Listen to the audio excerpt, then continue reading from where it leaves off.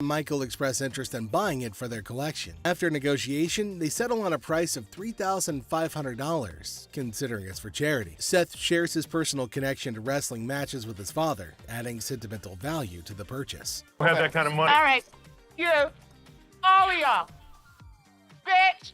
If you want some help, talk to us like a human being. Aloha. Thank you there. The woman gets angrier and calls Ashley names. Ashley stays calm but tells her to talk respectfully. The woman leaves angrily and this situation doesn't get resolved. On picking up very expensive pieces, grabs Les's attention. Hey, sir, don't touch it. Sir, if there's anything you want to see, we'll be more than happy to show you, sir. Well, what do you know? Expensive pieces tend to be fragile. How am I going to see if it's going to work? I told The customer starts touching expensive items, catching Les's attention. Les politely asks them not to touch anything, offering assistance in viewing items instead. Sir, that's why I asked you. That's when you're back there and he's over. I'll come out right out there. You think I give it? The customer insists on touching, arguing it's necessary to check functionality. Les tries to explain store policy, but the customer gets upset. Out of my store. Don't touch it. Don't time to go. You're lucky you got some. The customer's frustration grows, prompting Les to ask them to leave for disrupting the store. Les firmly directs the customer to leave, highlighting their luck in having assistance. Jersey just moved into the town and is on an errand from his wife. My wife and I, we just bought a house and she sent me here. She said, see what you can pick up. Let's find some. I'll bet you can make A middle-aged man from New Jersey, recently moved into town, is running an errand from his wife to find furniture for their new house. He spots a couch in the store and expresses interest in making a deal. After looking at a cheap couch, the customer notices that the couch is dirty. You gonna clean all that up before I buy it? That's why it's so inexpensive. I gotta tell you, man, that's nasty. Our used furniture sometimes has things on. While checking the couch, the customer notices its dirty condition and questions if it'll be cleaned before purchased. The store attendant explains that the low price reflects its used status, which includes some dirtiness typical of secondhand items. Really? 777. Well, I only got $200. After sitting down to give the couch a try, the customer begins being disrespectful to Les. And let me try this. What? My shoes are cleaner than this couch. Then don't buy it. Make me a deal. I got cash in my pocket, man. Wow. The man doesn't like how the couch looks and tries to pay less for it with the money that he has. He starts being rude, saying bad things about how dirty the couch is and insulting the store. I bet you're the mother that's been sitting on here farting. This was actually my couch. We had a reupholster and I gave it to Ashley. When the comment reaches Ashley, Les's daughter, Les has enough of this customer. Is that your daughter? That's my daughter. She must be nasty too. The customer's derogatory comments extend to Ashley, Les's daughter, who works at the store. Les, the owner, has had enough and confronts the disrespectful customer, defending his daughter and the store's reputation. How are we doing anything? Les decides to end the interaction, urging the customer to leave the store. The customer, unwilling to change his behavior, decides to go elsewhere, ending the encounter on a sour note. Excuse me. Hi. Hi, I have a question for you. Yeah. Okay, I went to get my purse back to make my payment. She's telling me this is expired. That's my purse right there. That one right there is black one. So I want to know why it's out there. A girl approaches Ashley in the pawn shop with a question about her purse. She claims that her purse, which she points to, was wrongfully labeled as expired, and she demands to know why it's out for sale. My purse right there. How do you know that's your purse? Because I know my purse. Here's the money. I want the purse. Want that? If you don't give me the purse, I'm going to climb over the counter and get it myself. Just give me my purse. The girl argues that the purse refers to her and displays money, as evidently, Les decides to eject her from the shop, ending the encounter. You guys seen the 32 Roadster? I haven't seen it, son. Someone probably stole it. It was parked in the warehouse. How could someone steal it? A high-tech thief could get into this warehouse easy. Rick becomes anxious when he learns that Corey took the expensive 32 Roadster to the gym, fearing potential damage to the valuable merchandise. Have you guys seen the 32 Roadster? I haven't seen it, son. Someone probably stole it. It was parked in the warehouse. How could someone steal it? A high-tech thief could get into this warehouse easy. All you have to do is cut a hole in the roof and lift it out with a helicopter. To pick the lock and... The conversation shifts to the possibility of the Roadster being stolen, with various theories proposed, including high-tech theft methods like using helicopters or hacking into security systems. Roadster around? I'm not driving it around, I just took it to the gym. That's driving it around. The thing is in perfect condition. What if you wreck it? What if you ding it? What if you scratch it? I'm not an idiot. I'm your partner. Rick says he didn't drive the Roadster just for fun. He says he only took it to the gym. He defends himself from being called careless. He reminds everybody that he's a partner in the business. I can't believe my dad's giving me a hard time about this. I mean, what's the point of owning a pawn shop? Tensions raise between Rick and his father as they argue over the handling of the Roadster. Rick feels frustrated by his father's skepticism and restrictions, questioning the purpose of owning a pawn shop if he can't enjoy its items. Later found out that the car was not nearly worth $68,000. His expert had failed to notice that the car was a hot rod. Later, Rick learns that the Roadster is worth a lot more than he realized, valued at nearly $68,000 due to its hot rod modification. So what can I help you with today? Got this ring right here. See how much it might be worth. Okay. I also wanted to know how much you guys... A customer brings in a ring for an appraisal and to inquire about pawning it for cash. He seeks to understand its value and potential loan amount. What are you talking about? You said you were coming in to get a receiver. Why'd you take my ring? Well, I wanted to see how much it was worth. Well, why'd you take my ring? Yesterday you said you needed bike parts and didn't have the damn money. And all of a sudden you got my damn ring. The problem started when Les checked the ring to see how much it's worth. The customer. However, Ashley stands firm, recognizing the futility of the scam and the level of wrongness involved. It's like trying to sneak a peek at the answer key when the teacher is watching. Yeah, that's not happening. First of all, don't talk to me like I'm an idiot. Give me my purse or I'm going to come over that counter and get it myself. Oh my God. Get your hands off me. Have a nice day. Let's go. Walk yourself out, yo. With a swift resolution to this failed escapade, the girl finds herself unceremoniously escorted out of the store. Lesson learned. Ashley's scam radar is always on, and jumping over counters won't get you far in this pawn-filled drama.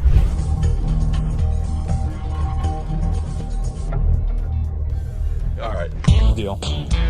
I think I got a good deal, and I know I'm gonna be able to make some money on it.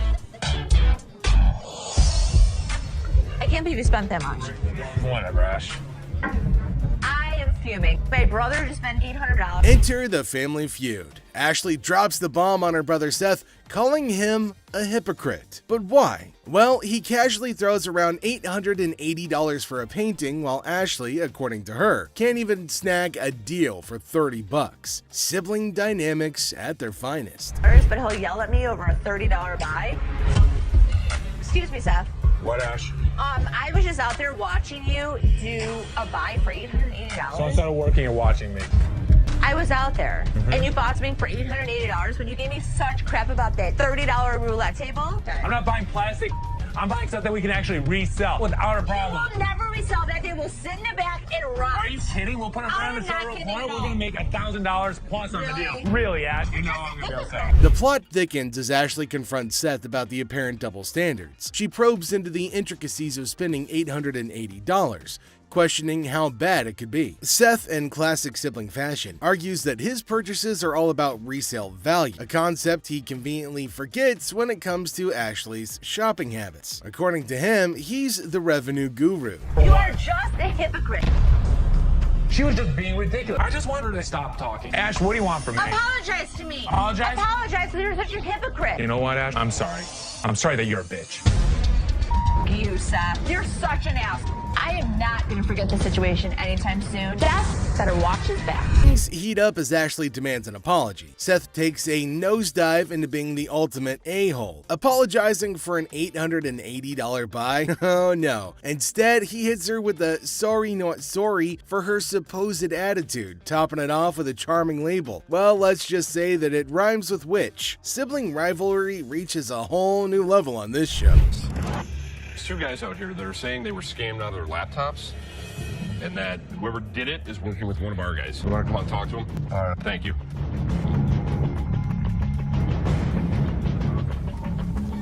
Who is it? Les is hit with some unexpected news. A few guys claim that they've been pawned by a girl from the staff. Les, ever the detective, approaches the situation with a mix of suspicion and humor, wondering aloud if he's either unintentionally swindling customers or if bizarre customers have taken up a new form of thievery. Tell me. She pawned 2 of our laptops, and she told us she was gonna bring them out to the back. Some of it did. We don't. Okay, wait. You pawned something? Yes, she had to take it to When our did you pawn it? Today. Today. She Okay. had to take it to our store. And the money? Yes. These 2 kids come in and talk about have some girl pawned 2 laptops. The plot thickens as 2 disheveled DJs step into the scene, laptops held hostage. The atmosphere turns somber as the weight of the situation sinks in. It's a strange occurrence that has everyone wearing expressions of confusion and concern. Les, with his seasoned cool, casually queries about the laptop's ownership, revealing they're registered under the mysterious girl's name. Split the money 3 ways, and one of my employees was gonna walk it out the back door. Either this is a new way for my employees to steal from me. To contact the owner because we want. I am the owner. I'm just trying to switch the ticket so she can't have them. And it's in her name.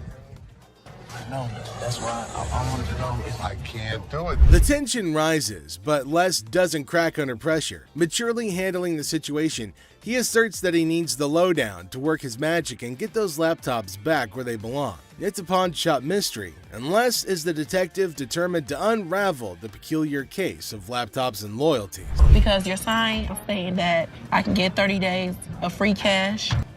If you're a new customer with those first 30 days, you can get interest-free loan. You only pay $1 per store. But it's saying if I brought a friend with me that I could get 30 days of free cash. It's for an interest-free loan. Okay, so there came a woman at the counter. Let's see what she's gonna come up with. Is she asking for free money? I think she might possibly be mad, though it is kind of funny that she's got enough courage to come up and ask for money without investing anything. Now, the lady at the counter frowned and asked her if she paid or not. Intriguingly, she hasn't paid anything, but she's still asking for money. Holy shit, what's wrong with some people? You're just misreading it. No, you're misreading it. That's not what the y'all sign is saying, bitch. It says I get free cash for 30 days in this month. You're not getting no free cash. Where does it say that? Who told you to get in there? You did. I'm not talking to you. I need my cash. I need my cash. It says it right here. Free cash. Oh, and to make matters worse, she started shouting at her. Everyone around started looking at her, wondering what the hell was going on. Seth and Les get a little furious as everybody's just standing around trying to figure out what's going on. She started bullying her, but the lady tried to explain to her again that she misunderstood the agreement and they're not just gonna give her free cash. But this lady's just not listening to anybody. Well, Seth then enters, so who knows what's gonna happen now. I brought my friend with me. If you get a loan and you refer a friend, you can get 30 days, interest free. That doesn't mean we're just gonna hand you cash. What do you have to pawn? Come on now. You gotta have I'm the Don't screaming. Can you read? Read what it says. I can read. I can read. People waiting to get her. You don't have shit to pawn. Shut up. Les entered and asked her whether she read the whole document or not, and she was not listening and constantly arguing and pointing to them as if they had done something wrong. Meanwhile, other women decided to intrude, and oh my god, it's gonna be funny. Looks like they've all decided to have a fight in the pawn shop. Wonder how that's all gonna end. And it looks like Les is gonna join in too. The other woman that just jumps in the middle. You gotta get in that you gotta go.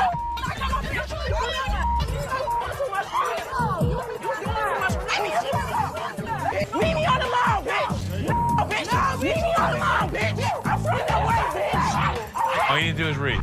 Now see the other women get in and start shouting at her as everybody behind her was waiting for her to get out of the queue. So they started fighting and now they're all having an immense fight. Everybody around is watching and laughing at them. Well, the guard had to go and break everything up. Well, at least they're all gonna get treated the same way, especially the one who created the mess. Pretty sure they're gonna hold him up and throw him out. And there they go, they're still shouting and fighting with each other as well.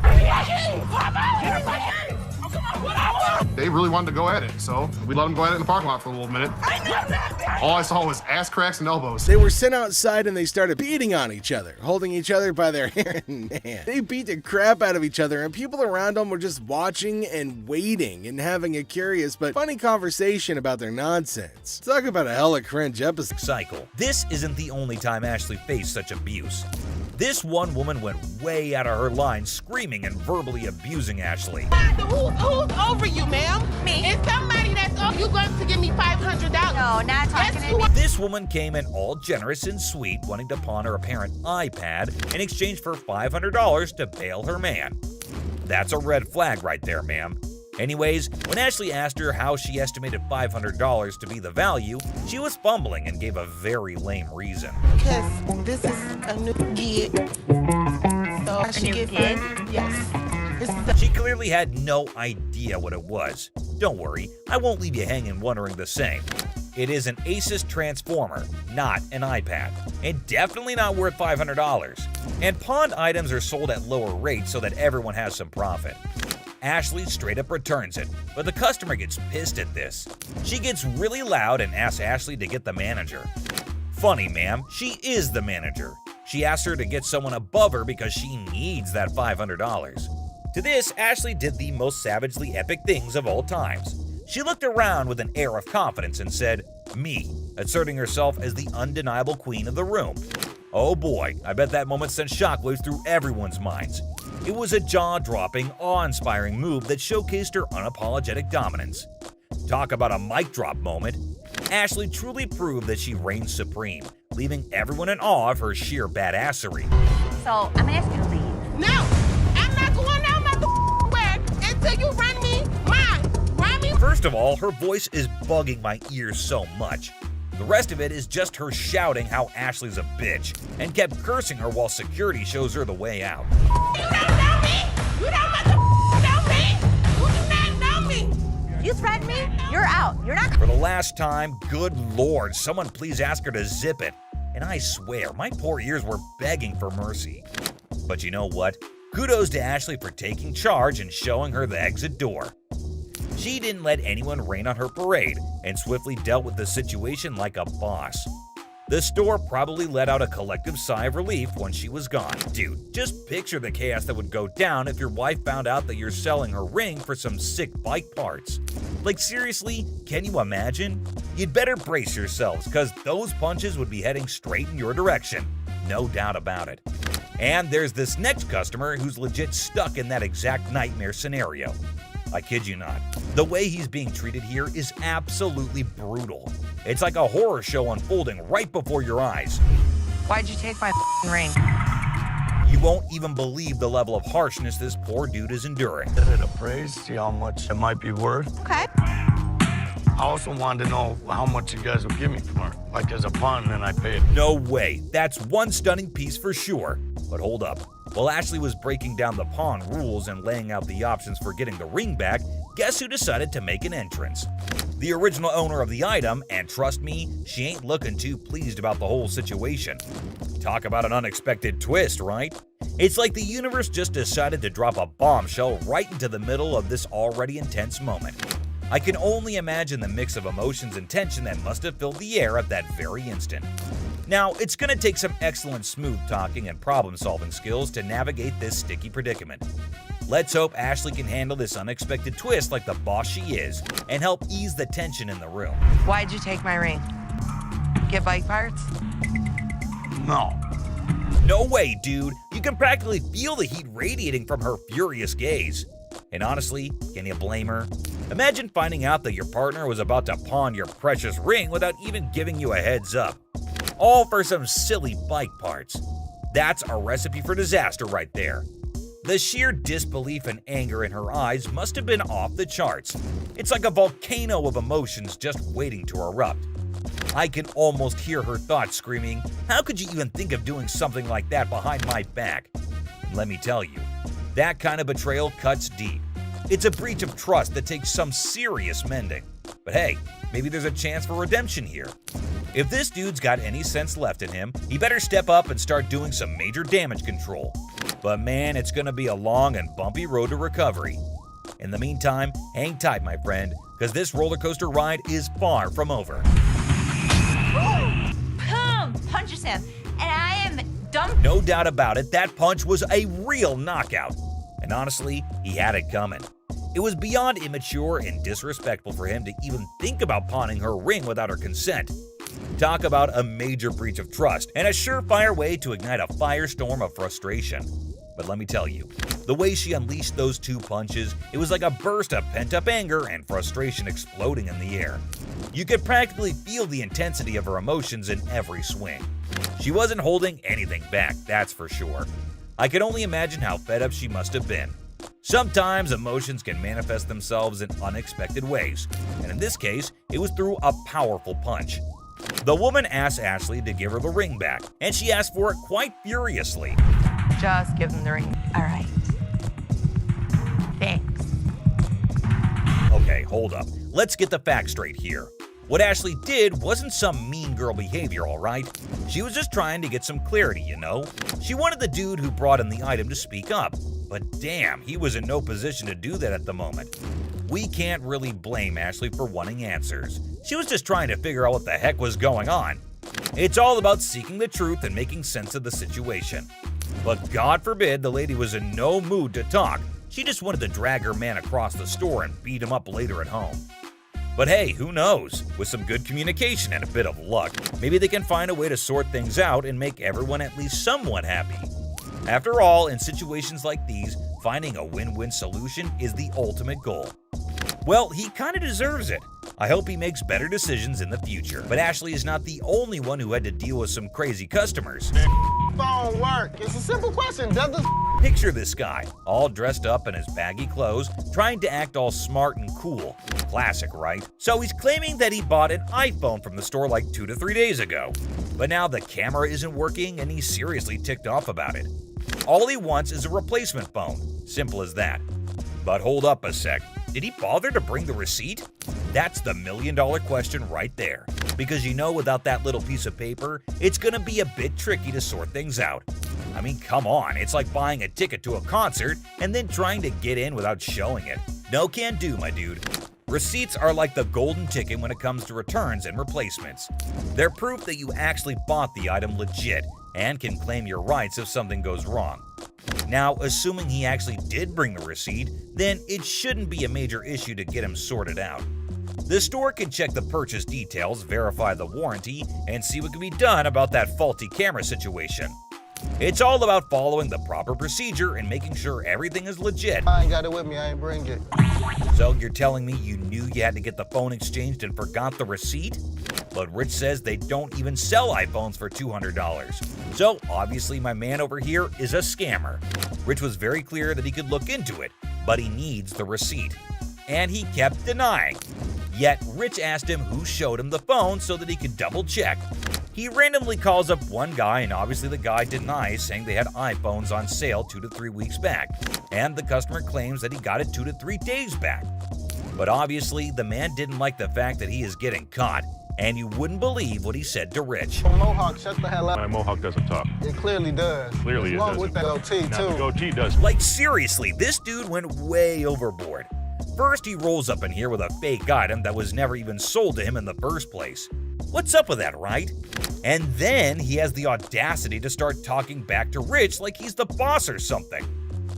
Come on, man. Rich ain't just gonna sit there and let this guy run his mouth without firing back. It's all about standing up for yourself and not taking any BS from anyone. Rich had every right to clap back and put this dude in his place. I mean, it's crazy how some people think they can just waltz in and cause a scene without any consequences. But nah, that's not how it works here. Okay, did that one work? Pull the things up over your ears a little because you clearly can't. No way, dude. Even while Big Joe was escorting him out, this guy had the nerve to keep shouting at Rich, trying to prove his point. Talk about audacity on another level. I mean, seriously, when you're already in a situation where you're being shown the door, you'd think common sense would kick in, and you just leave quietly. But no, not this guy. He just couldn't resist the urge to keep arguing and making a scene. It's like he thought he could still somehow win the argument or get his way by raising his voice. But let's be real here. Shouting isn't gonna magically make your point more valid. It's all about having a civilized conversation and respecting the boundaries. But man, I can only imagine the frustration and annoyance Rich must have felt having to bear all that unnecessary noise. Send me a picture of the receipt from your phone. Damn, my man Rich definitely got that one stitch on his head for a long time. First thing in the morning, and this customer just decided he wanted to mess with Les. What the hell's going on? Hey, man. I need some money. I got kicked out. My mama kicked me out last night. Les saw him when he picked up all those items before bringing it over to meet, so he definitely thinks he could take Les for a fool. Where did you really get it? My mom's basement. Tell me where you really got the vacuum. My mom's basement, man. Where do you think I got it from, fool? With how bold this guy's being, even going as far as insulting him, Les couldn't help but get even more furious than he already was. You think I'm that stupid that I didn't see you pull the off the floor? You, what are you gonna do?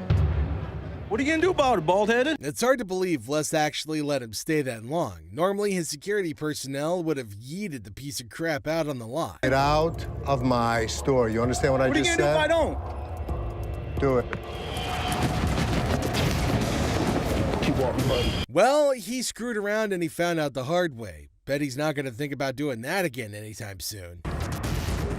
You start stealing stuff from my store, it's time for your ass to be thrown out. Oh, your pants are falling down, buddy. Now, if you thought that was crazy, wait till you see this lady. I had got my TV out of pawn. Okay. They didn't give me a receipt, and I need the receipt. We don't give out receipts. What you mean you don't give out receipts? Nikki's about had enough with this chick, but she still does a stellar job trying to explain to this lady what's going on. We don't give out receipts. Y'all give out receipts. I do business with y'all all the time. You're sure you're at the right place? You know, that's the right question to ask. After all, if she really was a repeat customer, she'd know they don't hand out receipts for pawned items that have been recovered. I need a receipt. My man needs to know what the I spent my money on, and you sitting there looking all stupid and you can look at me like you stupid if you want to. I want my mother receipt. Psycho chick here clearly didn't like the answer that she got, so she immediately tried to cuss Nikki out. Shot, beat your mother ass. You look nice today. Bitch, your mama look nice. Can you give me my receipt, please?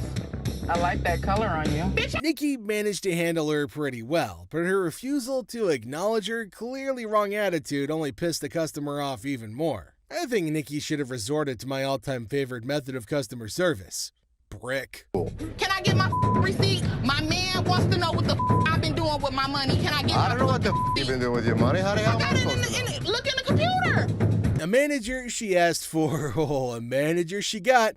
However, she's going to be really disappointed since she's done the worst she could possibly do by threatening Les.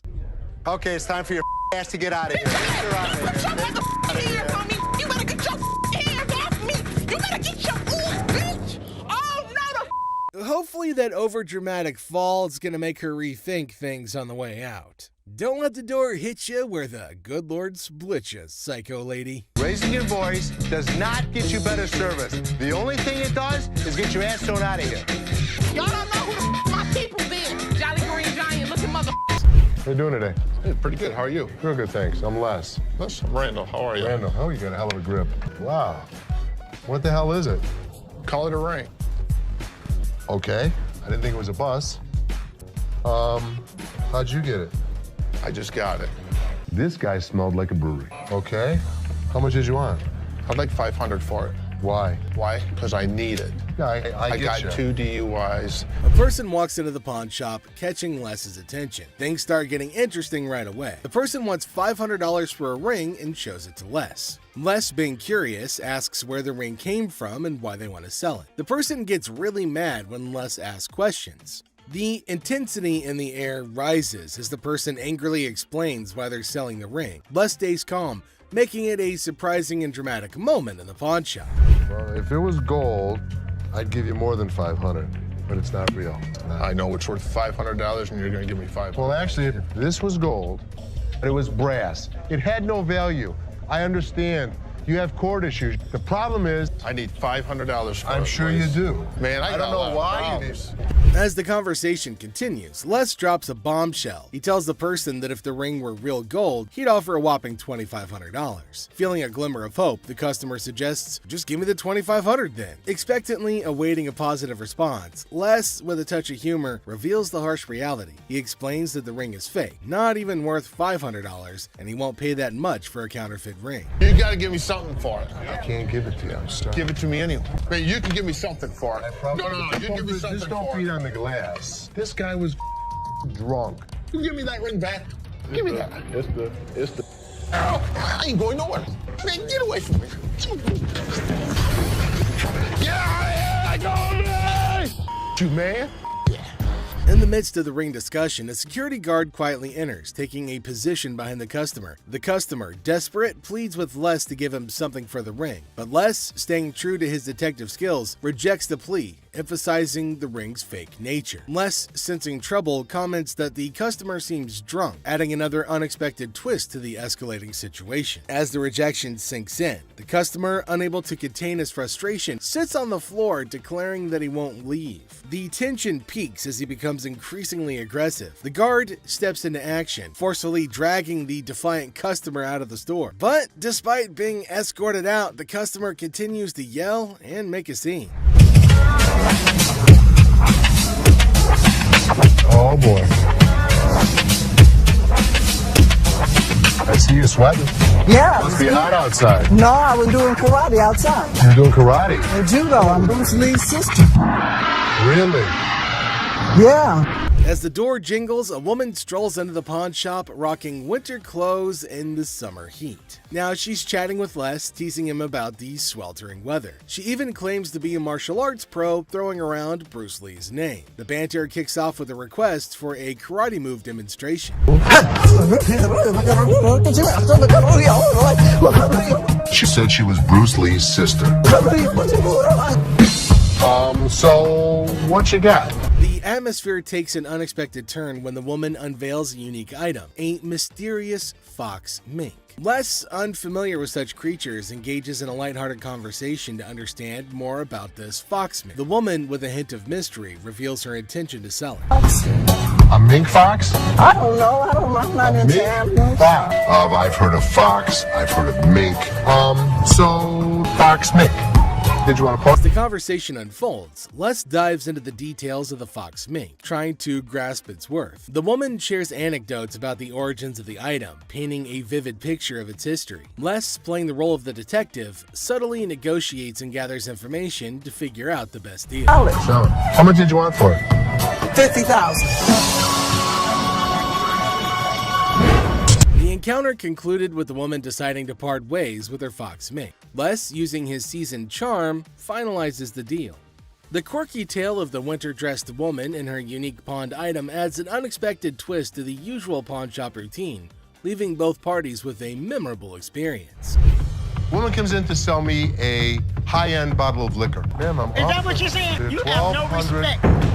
When you want to take a person when they die, fit the liquor inside the bottle. and anytime you're going to belittle a person. Ma'am, I didn't belittle you. As the door chimes, the woman confidently walks in, clutching an empty liquor bottle. She aims for a bold move, attempting to pawn the bottle for a cool $100. Les, with his discerning eye, swiftly rejects the proposal, explaining that a filled bottle would fetch a better price. The woman, not thrilled with the response, raises her voice, demanding respect and expressing her discontent. I'll give you $100. It's not worth more than $100. Especially when you say I wouldn't give you $100. Don't you ever walk up to my Baby, dad. hey, baby, don't point your finger. Life after this, Ma'am. don't you dare ever Ma'am, come in you here are again. in my face. I don't care, you're in my dad's store, and don't you ever think about coming in here You know again. what? Turn your ass around, badass out the door now. Nowhere, Ashley steps up like a superhero. Now, she doesn't just cool things down, she straight up shuts the woman down. With confidence, Ashley tells her to leave and never come back. Suddenly, the chaos turns into quiet thanks to Ashley's quick and firm action.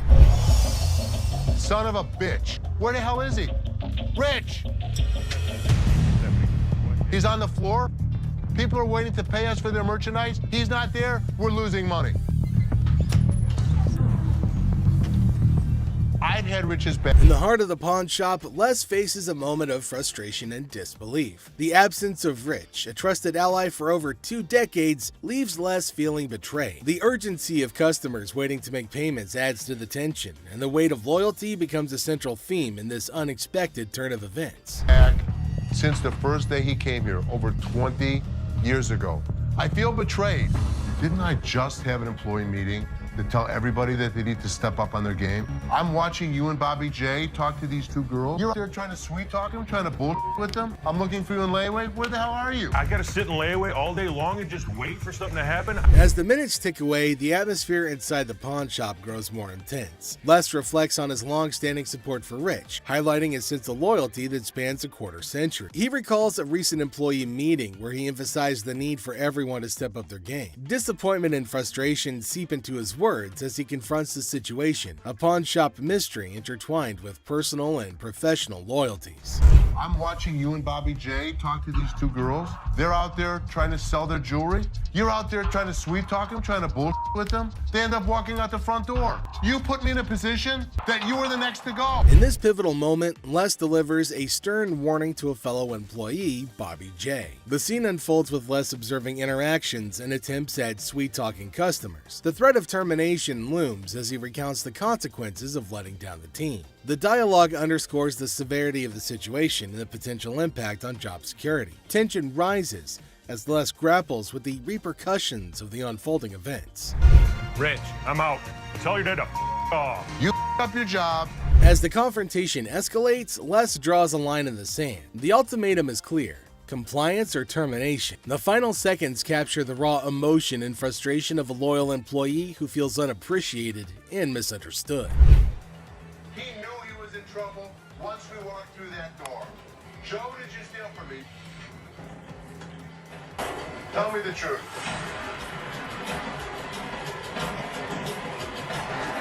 Inside the pawn shop, a sense of trouble looms as the head of security, Joe, faces a difficult moment. The air is heavy with anticipation as accusations are laid out. In a tense exchange, the truth emerges when Joe admits to stealing. The weight of the admission sets the stage for the unraveling of a trusted employee's actions.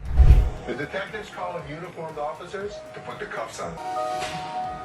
And then he reaches into his pocket and pulls out an assortment of jewelry worth over $7,000. As the admission hangs in the air, the situation takes an unexpected turn. Detectives call in uniformed officers to apprehend Joe. A place built on trust is now shaken to its core as the true extent of the betrayal unfolds. You go this way. This is my loyalist point, my head of security, guy that trusts me. The arrest unfolds and reality sinks in for the pawn shop owner. The disbelief is evident as a devoted employee, the head of security for the previous 3 years, is carried away in handcuffs. The emotional weight of the betrayal is clear in the owner's voice, which expresses the anguish of putting trust in someone who later proved dishonest. If he was, it could be anyone.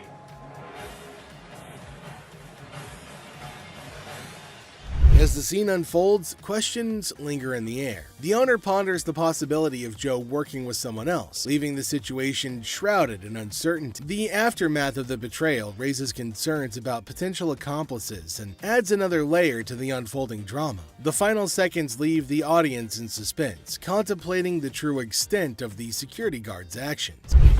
Woman comes in to sell me a high-end bottle of liquor. Ma'am, I'm Is that what you're saying? You have no respect.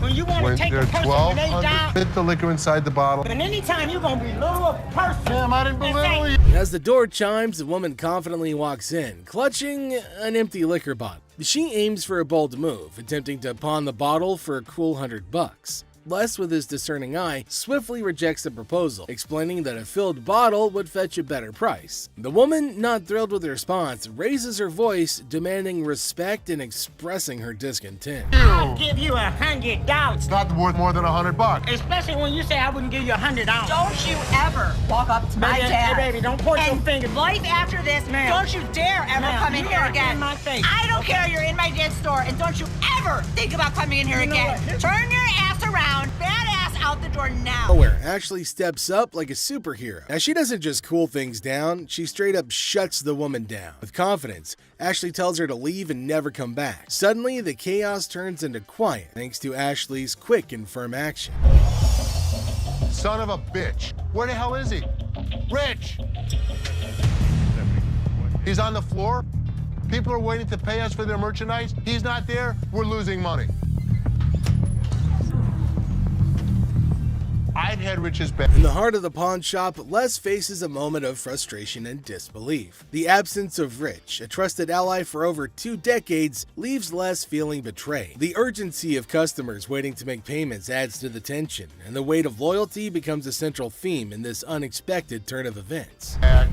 Since the first day he came here, over 20 years ago. I feel betrayed. Didn't I just have an employee meeting to tell everybody that they need to step up on their game. I'm watching you and Bobby J talk to these two girls. You're out there trying to sweet talk them, trying to bullshit with them. I'm looking for you in layaway. Where the hell are you? I gotta sit in layaway all day long and just wait for something to happen. As the minutes tick away, the atmosphere inside the pawn shop grows more intense. Les reflects on his long-standing support for Rich, highlighting his sense of loyalty that spans a quarter century. He recalls a recent employee meeting where he emphasized the need for everyone to step up their game. Disappointment and frustration seep into his words as he confronts the situation, a pawn shop mystery intertwined with personal and professional loyalties. I'm watching you and Bobby J talk to these two girls. They're out there trying to sell their jewelry. You're out there trying to sweet talk them, trying to bullshit with them. They end up walking out the front door. You put me in a position that you were the next to go. In this pivotal moment, Les delivers a stern warning to a fellow employee, Bobby J. The scene unfolds with Les observing interactions and attempts at sweet-talking customers. The threat of termination looms as he recounts the consequences of letting down the team. The dialogue underscores the severity of the situation and the potential impact on job security. Tension rises as Les grapples with the repercussions of the unfolding events. Rich, I'm out. Tell your dad to off. You up your job.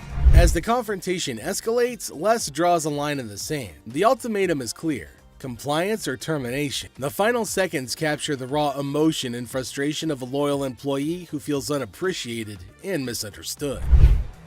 He knew he was in trouble once we walked through that door. Joe, did you steal from me? Tell me the truth.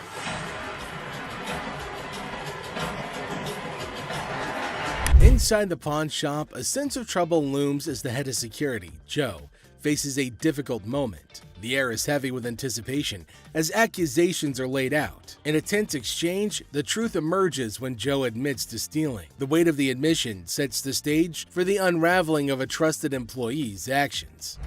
The detectives call in uniformed officers to put the cuffs on. And then he reaches into his pocket and pulls out an assortment of jewelry worth over $7,000. As the admission hangs in the air, the situation takes an unexpected turn. Detectives call in uniformed officers to apprehend Joe. A place built on trust is now shaken to its core as the true extent of the betrayal unfolds. You go this way. This is my loyal employee, my head of security, a guy that I trust. The arrest unfolds and reality sinks in for the pawn shop owner. The disbelief is evident as a devoted employee, the head of security for the previous 3 years, is carried away in handcuffs. The emotional weight of the betrayal is clear in the owner's voice, which expresses the anguish of putting trust in someone who later proved dishonest. If he was, he could be anyone.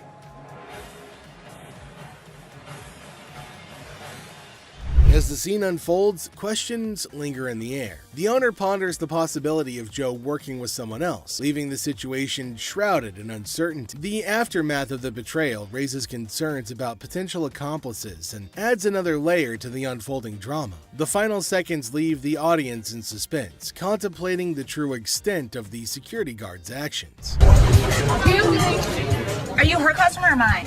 I'm talking to you. Come on. This lady got so irate because she wanted to be next in line. She wanted to be first. She felt that she was the most important out of every customer. You're next in line, so let me be right with you. Okay, well, come on. It doesn't matter. What the are you? You're not the police. I can talk to whoever I want to talk to. What are you going to do? You offer it now. In the opening scene, Ashley is at the counter with a lengthy line of customers. A sudden disruption occurs when a black woman attempts to cut in front of everybody else. Ashley confronts her, asking, "What are you doing?" The woman becomes upset, but Ashley firmly asserts, "You can't do that stuff here." Goodbye.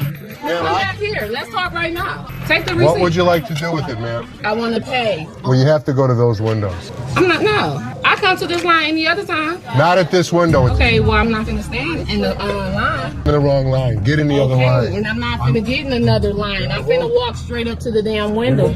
We won't take you. The woman continued standing in line at the counter. Les approached her, inquiring about the situation. She explained that she wanted to pay, but refused to move to the next window. Les informed her that in the pawn shop, crossing others in line isn't allowed, emphasizing the importance of waiting your turn. Here of you. Well, y'all just told me something. See this lady here? All the other customers. Okay, and I always come to this line. I'm sorry. You have to stand in the other line. Okay, well, I'll be back before y'all close. You can do whatever you want in this line. She can't. Can't wait your turn. We'll be back later. Following the interaction, the woman eventually complied and moved to another window. Les, taking action, instructed the workers at that window not to accept their payment. He firmly directed the woman to wait in line like the other customers, reinforcing the shop's policy on fair and orderly transactions. Thank you, sir. Thank you. Thank you. Thank you. Yeah, jackass. Take your bitch. Take yeah, that's you. And get it. You. You make me. We don't, Sir, we don't want please. this. You can take this stuff. Sir, listen. Listen. I don't know what the problem was. This man brought in his 1972 Cadillac, hoping he could get something for it after years of having had it in his possession. How you doing? Hiya. What brings you in? I'm here to sell my 1972 Cadillac Eldorado. Seth tried to check the interior of the car, only to discover it isn't exactly as broken in as he said it was. Is the car breaking? Oh, no. It's falling apart. Yeah, no, don't do that. No, it's old. Look. Barely broken in. Look at that color. The guy's just trying too hard at this point, but smells and the like can be fixed later. But is everything okay with the engine? How much are you looking for? $23,000. Really? Why? This car is an award winner. Yeah. The car is definitely unique, but from the supposed smell and all, it's just too much work to actually get something for that price that'll still cost more money in order to get it to tip-top shape. You know, bud, we're actually not interested. Are you interested? I mean, standing this far back, I smell it. I'm sorry. I can't sell something like this. Sorry about that. We bet the staff at the pawn shop love their job, if for nothing else, at least for the drama that happens every day. Now, this is one funny scenario. A friend escorts her friend to the pawn shop only to realize that the laptop her friend wants to sell was stolen from her. Everyone is confused as the two friends who came together get into a fight. What the hell? You mean to tell me you don't stole my damn laptop and I don't blame them damn kids for this damn laptop? All this damn... Take my laptop. Oh, well, whatever. I think that these women were fighting. Now, these women are causing a scene, but they don't care at all. At least the fight's not against the staff of the pawn shop, so Les isn't bothered at all. Just when Les was about to hear the full gist, the friend who successfully got her laptop back came back for a rematch. Les is standing looking lost. My laptop. You walk your punk ass home, bitch. You have my laptop all this motherfucking time, and I'm thinking these down. He got my... The funniest part of it is that the friend who threw things missed them all. She could steal her friend's laptop, but she can't even throw a can at a target? Now, on second thought, this lady's audacity is pretty insane. Did she think that her friend wouldn't notice that it's her laptop, or her friend would just stand there and watch her sell it? I think that these women were fighting over a laptop. You know what? We ain't even friends no motherfucking more. You don't come to my house. At least they weren't yelling at us. Little bony ass bitch. Walk home. Get money, bitch. Walk home. Walk home. The man walks in with a unique Native American artifact, and Seth loves it. Things go south when the seller uses Ashley's joke on her. Now, Ashley doesn't like it, and Seth isn't helping matters either.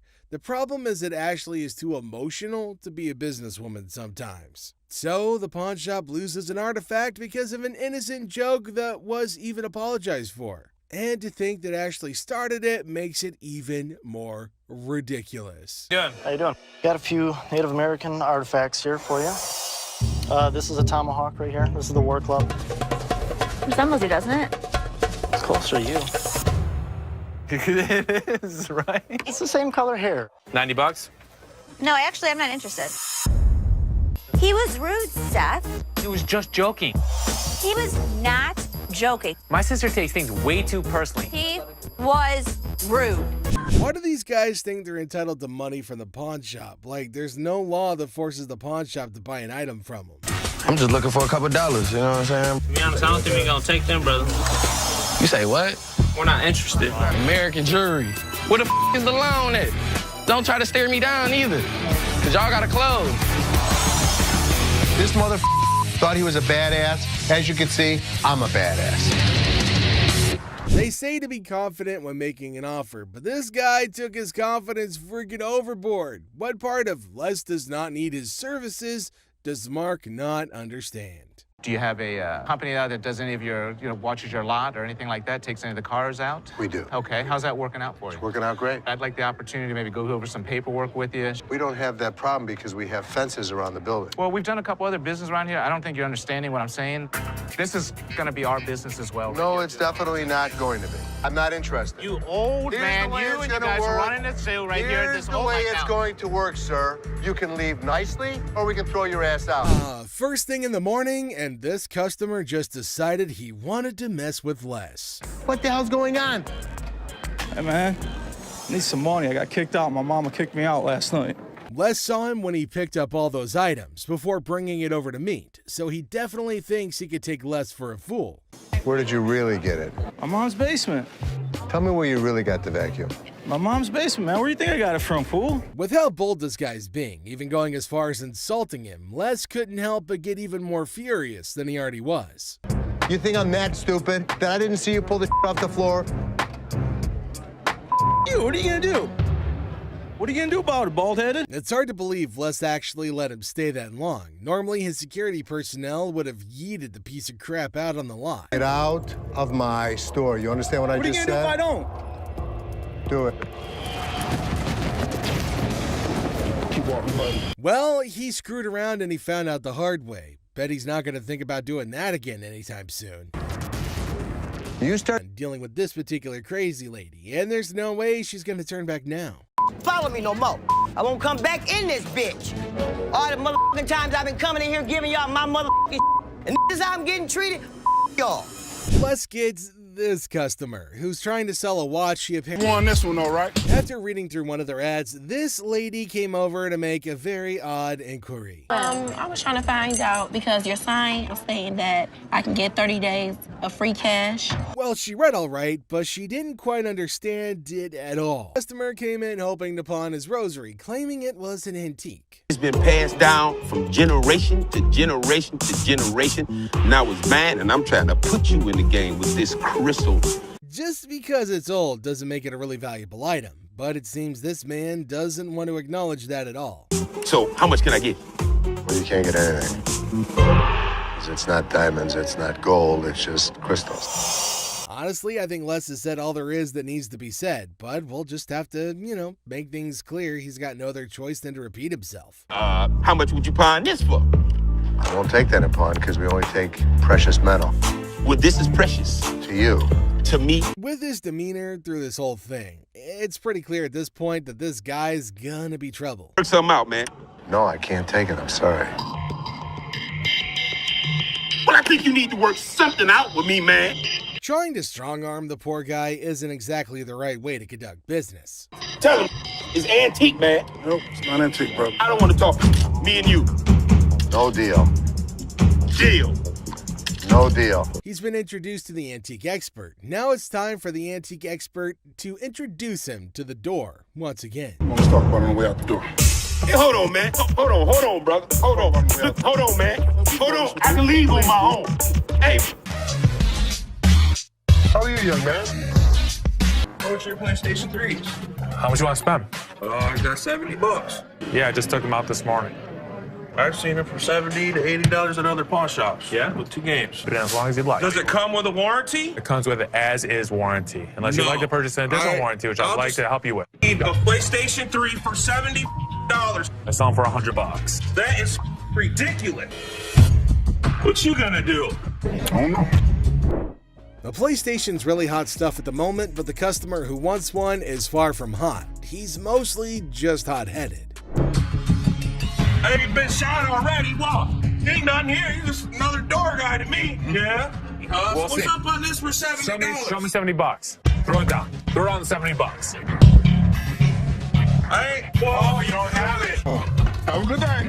Have a good day. Hey, what you think? What is all that about? What's all that about? What you want to do? You think I'm about What you want to do? I come down this way. Let me beat your ass down here. What? You all that on me?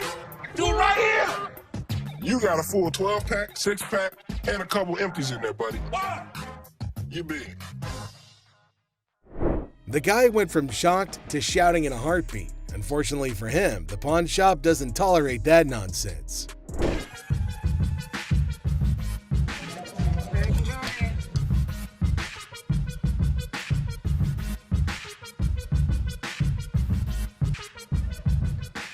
fine. Siobhan, hi, I'm Les. Nice to meet Nice you. to meet you.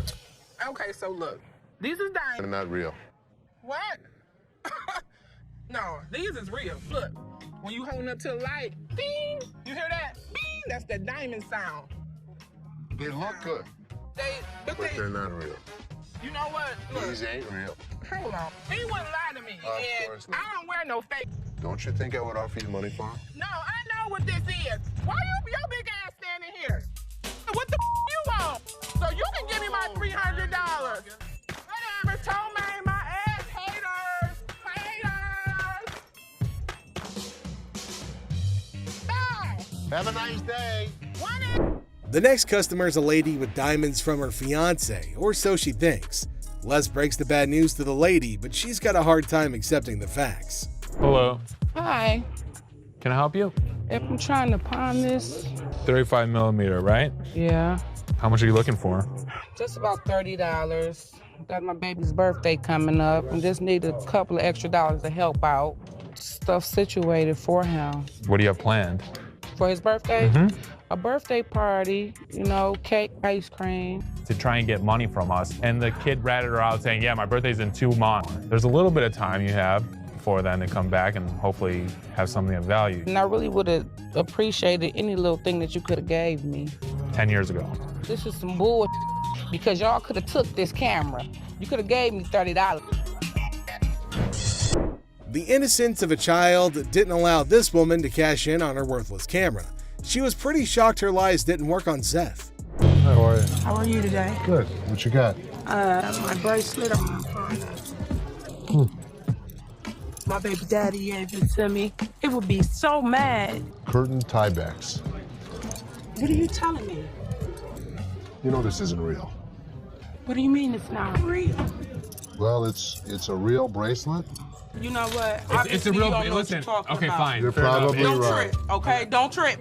I'm about to call him right now. Sometimes people get presents, and sometimes when they get their presents, the people that give it to them tell them a lie.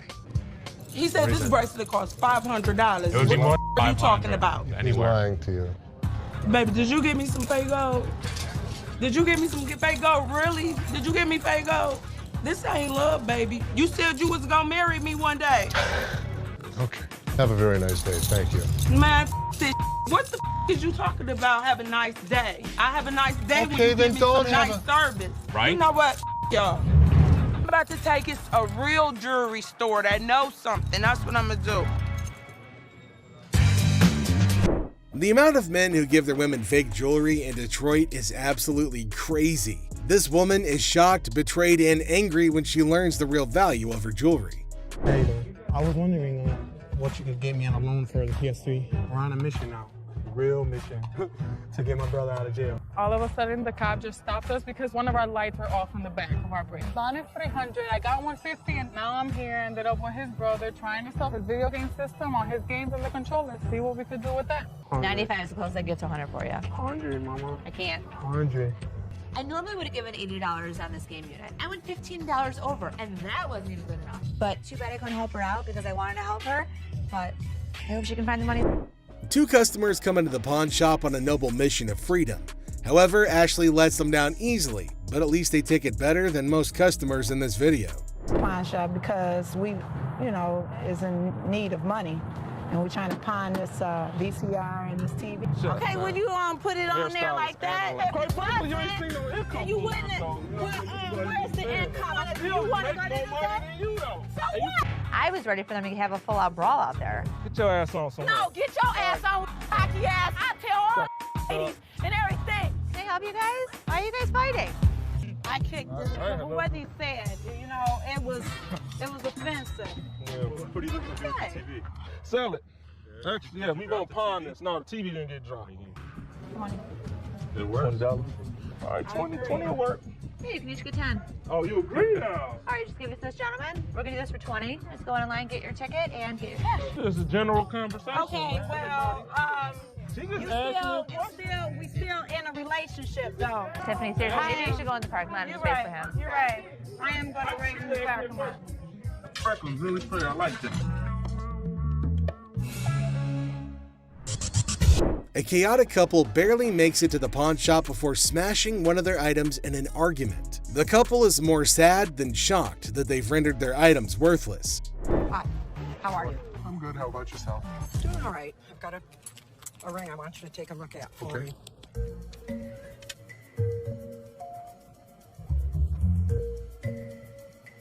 You know what it is? They're diamonds. They're not diamonds. That's cubic zirconium and silver. Okay. I'm not interested. I know what this is. I'm telling you, I can't give you any money for it. I know it has value, and I'm really, really upset right now. So, I've worked for an attorney. I know my rights. Don't touch me. You're an idiot. You're an idiot. Oh yeah, what a gentleman you are. Anybody? Woman, what? Kick me out of here. Get away. Get away. 4 times she hit me. Randy, 4 times. Why would I not give her money if it was worth it? She hit me 4 times. I thought you were smiling when she was doing that. This woman can't believe her diamonds are actually not diamonds. If you like seeing angry senior citizens, then this grandma's got you covered like a quilt. So, I'm here to sell my yays and stuff. Okay. Cartier. I paid $5,300. For these? Yeah, I overpaid. Uh-huh. They're fashion designer glasses. Really cool gold diamonds. For those particular frames, there's a huge demand, but not for that price. How much you want for these? The lowest I'll take is probably like 40 for it. All right, give me 35. You give me 35? 1,000. What you mean? You making too much money now.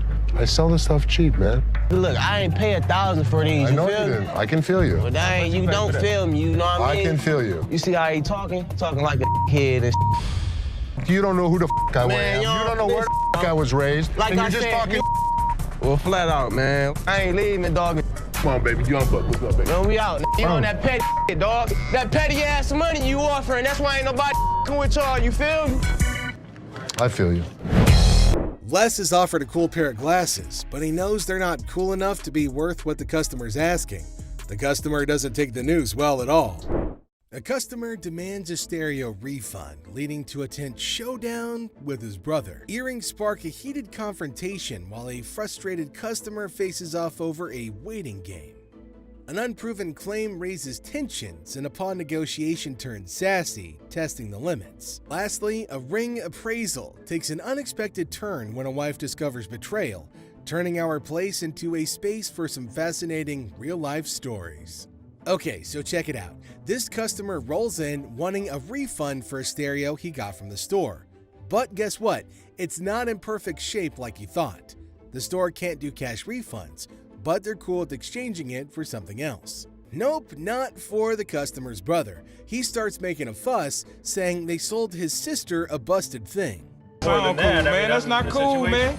We want our money. They sold my sister some broken merchandise. He's not feeling pawn shops and thinks they can't get a cash refund. Les, the guy at the store, a woman and her friend enter with hopes of selling a set of earrings.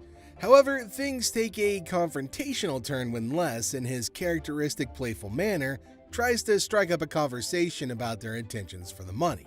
The woman, visibly annoyed, lashes out at Les for prying into her business, setting the tone for a tense interaction. I'm here to pawn these earrings. Okay. Trying to get $350 for them. Why do you need the money? It's none of your business why I need the money. Despite Les attempting to maintain a friendly environment, the situation escalates further. The woman vehemently rejects any inquiries about her personal life, responding with hostility. Why I'm coming in here to handle my business. That's not your business why I'm coming in here to do what I got to do. Les, seemingly undeterred, continues with his good-natured questioning, asking about the number of kids that she has, which only adds fuel to the fire. Then to piss her off even more. How many kids you got? I'm coming in here with my jewelry to get money. How many kids you got? She just told you. To intensify matters, Les claims to analyze the earrings, asserting that they aren't real diamonds. These aren't real? These are real. They are real earrings. They're just not real diamonds. They are. No, they're Yes, not.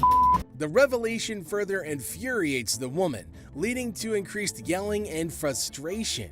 Sensing a potential physical confrontation, Byron, another employee, positions himself closer to Les to provide support if needed. Leather coat you got on. It's 1,000 degrees. Who the wears leather? As the women realize they won't achieve their desired outcome, they decide to leave, expressing their displeasure with the establishment as they do. Get her hair fixed. Classic people. Supposed to be jury and long. Boy ass shot. Raggedy mother. Have a nice day. You bitch. Thank you. We got this livid customer going on a rant at the pawn shop, claiming he's been waiting for 2 hours. Been here for 2 hours, man. Then they got 11 windows. You got two working. How you doing? I'm finally here, you know what I mean? I've been in the line for like 2 hours. He managed to get his HD in, but Ashley, the cool and collected employee, is keeping it professional. You'd be out of here a lot quicker if you Hold on, signed what is this? What is this? What is what? This ain't what he told me he was gonna give me. What did he tell you he was gonna give you? The guy's expecting $400, but Ashley's like, nope, you're getting 110. Our furious friend throws a threat like he's gonna crack heads. You're not getting 400, you're getting 110. Okay, well, you can't give me my 400. Sign that, and I'm then I'll not give you saying your money. You know what? Sir. See, you the type of motherfucker I've been caught outside and cracked you upside your head. Not cool, right? The folks at American Jewelry and Loan aren't vibing with that. Ashley's had enough, lays down the law, and says, respect or no money for you. Listen here, I'm a Go pimp. out front and get your I'm a real pimp. Go I'm out a real front pimp. I'll and put get you on. your back. I will put you on. Go Hold on. You out don't gotta front walk and up get on your me. But this dude, he's got some wild stories talking about women on the street doing things for him. Get your Want to talk to you? You're gonna talk to me with some respect. I got more women on the street out here hustling, doing things for me every night, every. Well, security's on point, keeping him at bay while he's still talking big. Y'all can't kick me out of here. Oh boy, someone's day at the pawn shop just hit a speed bump. Off this motherfucker, man. You feel what I'm saying? I know you just doing your job, big dog, but I drive with BMW. In another scenario, a woman, believing her husband pawned her $5,000 wedding ring due to financial struggles, approaches Ashley seeking its return. I was doing my husband's laundry this morning, and I pull his wallet out. There's a pawn slip from you guys. So I put it back in his wallet. However, lacking a pawn ticket or any proof of ownership, the situation becomes complicated. Ashley, empathizing with the woman's plight, requests a police report or any documentation to validate her claim. The woman refuses, adamant about not involving the police, and tensions flare. I get why he did it. I just want to come in, pay for it, and get my ring back. Did you make a police report? No, I didn't make a police report. The hell am I going to make a police report for? I'm not going to call the cops on my husband. I'm coming to you to get my ring back. Facing an impasse, Ashley is compelled to ask the woman to leave. The exchange becomes heated, and Ashley insists on her departure, prompting the customer to leave the store. Your butt out here and you assist me out. Please, bring it. That's all I want is my ring. That's it. It is a Take hard. your pretty little feet, walk your pretty little legs out of here. You are nuts. Just go back there and give me my. How hard is it? You can't just go back there and type in a name. Do you shut up for a second? Never shut Get up. the hell out of here. No. It's time to go. Up yours. We've got this customer dealing with some money woes and trying to hustle up a quick $100 by pawning his stuff. Issues that needed solving post-haste. I'm trying to get all my stuff out. So, what are you looking to do with that? I'm looking to get $100 for it to help me out. But here's where the plot thickens. The guy's asking for a Benjamin, but all Seth and Les can dish out is a humble $10. What the hell is that gonna do for you? $100 will help me move my out. It'll feed my dogs if I have to, wherever I find. Our seller buddy thinks that $10 isn't gonna cut it for his grand plans, like moving out and feeding his dogs. You know, fair enough, but that's the best they can offer. He tries to haggle for $50, but Les shuts it down, giving him a reality check. That's all Seth and Les can offer. What the do you mean it's gonna be a good start? The $10 isn't gonna be. Why couldn't you do 50 for this? Now, here's where things take a wild turn. Instead of just taking the tenner, our friend gets all sassy. Les, not one to take disrespect, drops the cash on the counter, and you won't believe what happens next. Disrespecting me, trying to hand my back to me. I'm not having that. No. Are you kidding me right now? The guy refuses to pick up the cash, calling it disrespectful. Or to do this, that's disrespecting you. What the is your problem? Les, not having any of that nonsense, lays down the law. Pick up your money or hit the road. But our stubborn friend goes all, Pick it up. You want to treat me like a bitch? You're gonna be the bitch. Pick my up. Pick my doll up. Are you insane? This dude walks in with a ring, wants an appraisal, but little did he know his wife was about to unleash some serious drama. Ashley's just trying to do her job, and suddenly, bam, it turns into a full-fledged soap opera. Right here. I also wanted to know how much you guys will give. This dude is literally sweating bullets, and his wife ain't having any of his nonsense. She calls him out for pawning her ring without telling her. What are you doing? He wanted an appraisal on this ring. On my ring? I'ma go grab me some popcorn, cue the drama. Bull. Why'd you take my ring? You're a liar. You needed bike parts and didn't have the damn money. And all of a sudden you got my damn ring. Oof, she slaps him not once, but twice. Ouch. Ashley's just standing there probably thinking, what in the pawn shop drama is going on here? Once? Wanted to know how much it was worth, that's all. Why'd you take my ring? I gotta say, no need for security here, the wife's got it covered. She demands to know how much the ring was worth, and the poor guy's just apologizing left and right. The drama here is so intense, it's like a reality TV show unfolding right there on the spot. Couple reaches home. And I am dumbfounded. You're a idiot. Well, Yeah, he's it's the one that hers. gave it to me. That's hers. Just give him the ring. Thanks.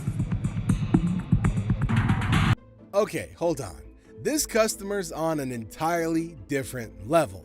Picture this, she walks into the shop wearing the coat that she wants to sell. Classic Shannon move, am I right? I'm good, how are you? I'm Shannon. Hi, Shannon. How much would you give me for this? How much you want? At least 1,000. Les asks her how much she's looking for, and Shannon's like, at least $1,000.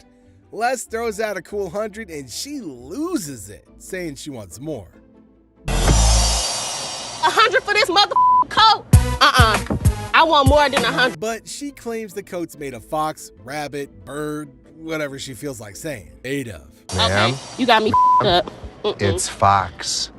This is a rabbit, a bird, whatever the I want it to be. So the guys, being who they are, decide to troll her a bit, and Les even pulls in a fur expert who says it's worth $1. You gonna give her more than $100 on that? I would give her more than $1. What the $1? Hell. Who the is he? He's my fur expert. Shannon isn't having it and causes a scene. Security gets involved, and she's out the door.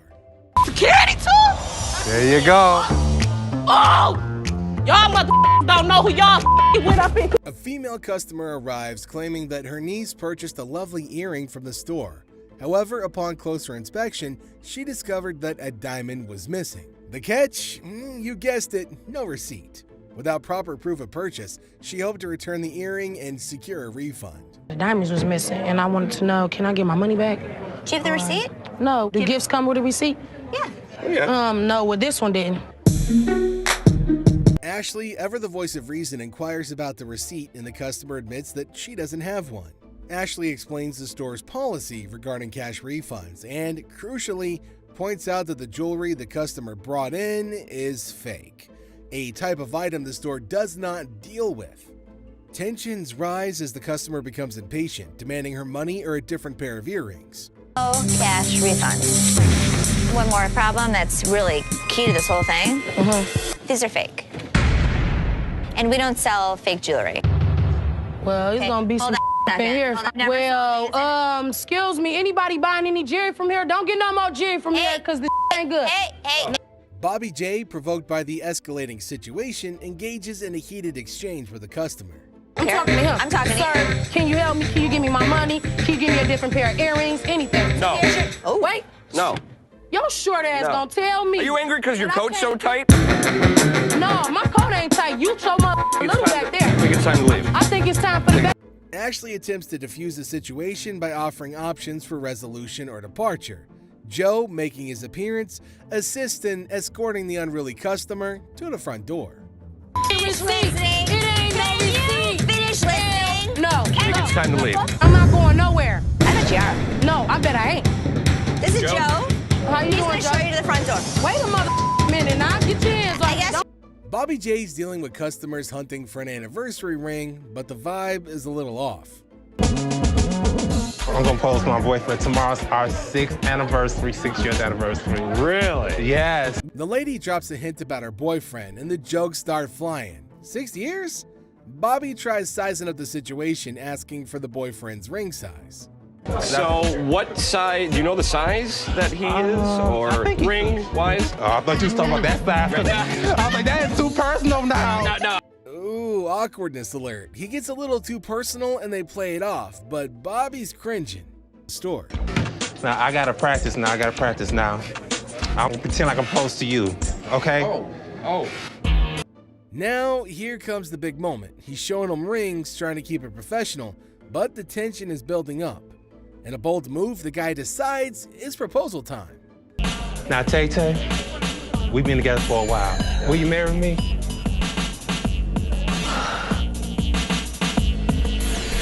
On the spot. Bobby's just hoping this affair ends soon. Yeah. All right, enter your 4-digit PIN followed by the green button, please. Okay. Decline. It's declined. It is not declined. You better, It's okay. Hell no. Things were strained between them all. Oh, sweet mother of relief. She says yes. But wait, things take a nosedive. The payment goes south. Yeah, Ashley messes up and the lady's not having it. Your ass is gonna give me that ring. Sir, listen. Sir. Who you calling sir? Arguments escalate, calls for Sir Echo, but it's chaos. They can't calm down.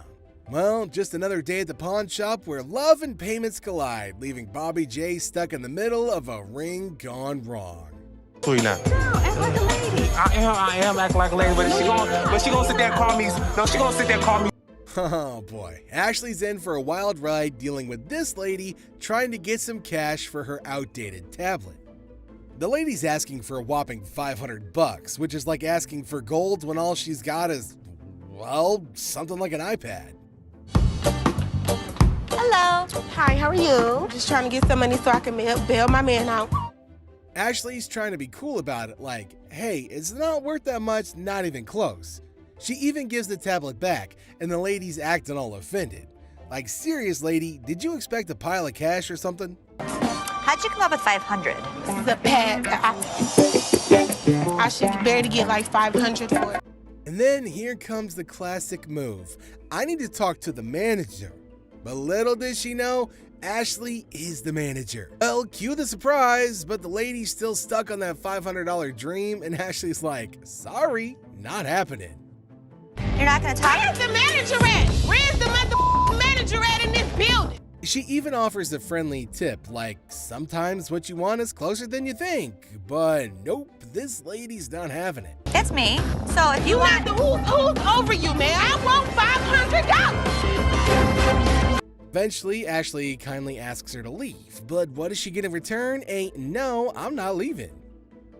So I'm gonna ask you to leave. No, mine. Run me mine and run me mine.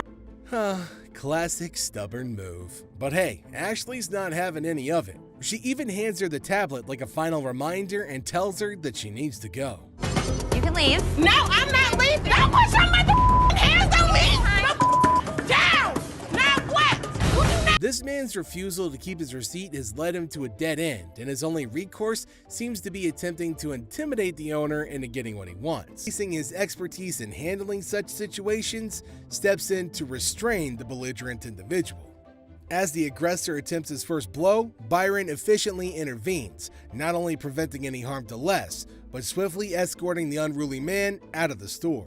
Come on outside. We got you, buddy. Bring a couple more. Come on. We got you. Bring a few more. All we need Come on, was bring two. all y'all out here. Come on. So this customer shows up, claiming she's in a rent pinch and wants to pawn her ring. Les cuts to the chase. How much? She shoots for $200, but Les counters with 80. I was coming to pawn my ring because I have to pay my rent. It was due a couple weeks ago. How much did you want, man? $200. 200. Well, what I can do is I can give you 80. $80. $80. I'm not just about to let you have this for $80. I paid $500 for this. Now she's not having it, insisting she get paid $500 for the ring. Les tries to educate her on how pawn shops work. They can't offer more than they can make back on a deal. But this lady is off the rails, losing control. She's determined to get what she wants, even if it means crossing lines. Understand? How would you Man, what the? Les remains unfazed, thanking her for the spectacle that he just doesn't give a you-know-what about. Thank you. This woman could not keep control of herself. I don't know what the hell her problem was. I don't give a what her. Two men walked into the shop, clinging to a computer system as ancient as they were, expecting a whopping $1,000 for it. Seth, incredulous, thought that they were joking, as the last time he saw such a computer was back in the 80s. We need more than that. Yeah, we need more money than that. What I can offer you is 0. On an otherwise ordinary day, Ashley faces the wrath of an enraged customer who claims his $500 earring is wreaking havoc on his ear. I paid $500 for this earring, and look what this done did to my ear. Ugh. All fired up, he demands Ashley figures out the issue. But the twist? The earring in question is a fake, and he might have swapped it, aiming to scam the business. Can I get my money back? You want me to figure out why your ear's turning a different color? Is that a real diamond? I look at his earring that he says is turning his ear green, and it's a fake diamond with a fake metal. Suddenly, he's got a so-called lawyer in tow, threatening legal action. However, this mysterious attorney remains elusive and, frankly, seems fishy. No card, no ID, just a vague promise of an escort. You're with me. This is wrong. Show me your card. I don't have a card with me. What law firm do you work for? It's not important. It is. Defying warnings, the man insists on staying put, accusing Ashley of taking his money. Things escalate and he's shown the door. But oh no, he's not gonna leave quietly, throwing a final jab about his bold earring. This is my attorney. Would you like to meet my attorney? I want my money. My attorney will escort you out. You better not put his hand on me. Then you better turn around with your 2 legs and walk out yourself. Ashley stands firm, and the supposed lawyer, well, he's just a disappearing act. A dramatic day, but Ashley, she's seen it all. Bold earrings, fake lawyers, and the relentless pursuit of truth in the pawn shop drama. You mean get out? Get you out. don't just tell me what to do. Get out. Yeah, you done took my money. You sold me a bold earring. On what seemed like a typical day at American Jewelry and Loan, an imposing man entered, visibly agitated about a loan on his wife's ring. He complained about being upgraded from a VIP card to a gold card without reaping any additional benefits. I got a problem. I got a loan on my wife's ring. Yeah? And when I first started coming here, I got a VIP card. I got more on the loan. Now you guys put me to a gold card, and I get nothing out of it. No, the VIP is the gold. They're both one the same. Seth attempted to address the man's concerns, clarifying that both VIP and gold cards were the same. However, the man was dissatisfied with the loan amount, expressing his frustration. Seth, trying to maintain composure, explained that the ring could be picked up when the required amount was paid. What'd you get? It's a $385, and now you're upset. Why? What are you guys gonna do about it? I'm gonna allow you to pick up your ring when you have the right amount of money. You're not listening to me. I am hearing you, but you're not listening to me. Undeterred, Seth stepped away from the situation, challenging the man who seemed intent on escalating the situation. Oh, you're an idiot. What are you gonna do about it? I'm not gonna do anything. The man, seemingly eager for a confrontation, attempted to provoke Byron. The man continued to taunt, asking if Byron wanted some trouble and insinuating a potential altercation at his house. Byron, maintaining a calm demeanor, declined the invitation and firmly showed the man the exit. The situation, despite the man's aggressive behavior, was diffused without further escalation, thanks to Byron's swift intervention. Whatever you got to bring. Come on! Where are we going? My house, right up there. I'm not going home with you. No thanks. That's what I thought, bro. you thought right. This. Hello! That's what I thought. Here we've got a customer trying to sell an unusual combo of speakers, claiming they're worth $1,000. Things like this. To listen to the music, you're gonna barbecue. This is the best. I cook shish kebab. Very good food. When the gold sibling smells something fishy and decides to investigate. Questions about the speaker's damaged cones and a hint at dumpster diving arise. I think I like $1,000. Really? The customer insists on $500, making threats if denied. The siblings see through his game and call out his attempts to play him. His accent slips, and instead of admitting defeat, he tries a feeble "I'll be back" routine, as if auditioning for a Schwarzenegger movie. I have a question for you. Yes. The cones on the speaker. Yeah, what happened to those? This is how I get it. Really? There's nothing wrong with it. Where'd you find it? The dumpster? $500 give me, I'm gonna be nice, and that's it. Why? What would happen if we didn't give you 500? You're not gonna be nice? But hey man, this ain't Hollywood. The Golds stand firm, unimpressed by the intimidation tactics. No scare tactics or Arnold impressions are gonna cut it. The customer's dramatic exit promises a return, but the Golds, they're not buying it. I'm gonna get very, very angry right now. That wouldn't be smart. What? What you gonna do about it? Listen, you're not gonna scare me. Like that. You don't scare me, punk. So what are you gonna do? You don't scare me, I'll be back. Oh, what are you gonna do? I'll be back. What are you, Arnold Schwarzenegger? I'll be back. Go back inside. The couple entered the shop, seeking Bobby J's assistance to upgrade a ring. Excitedly, Bobby J started the process, asking about their preferences and suggesting options. I'm looking like to upgrade her ring. Okay. Need something bigger. Okay. Let me see this ring. So you want to I could take it off. You want me to take it off? Yeah, that's fine. Okay. That's fine. You want to go with a marquee? You want to stick with rounds? However, tension quickly arose when the woman noticed her companion's distraction and questioned him about somebody named Tina. Who is Tina? Man, Tina ain't really nothing but gonna my do cousin, that? man. Are you serious? Man, Your cousin? 7 years. You ain't never brought up no Tina to me. Why is you tripping, man? Tina's my cousin, man. Ain't no damn cousin. I'm not going. A heated exchange ensued between them, with the woman attempting to lay her hands on him.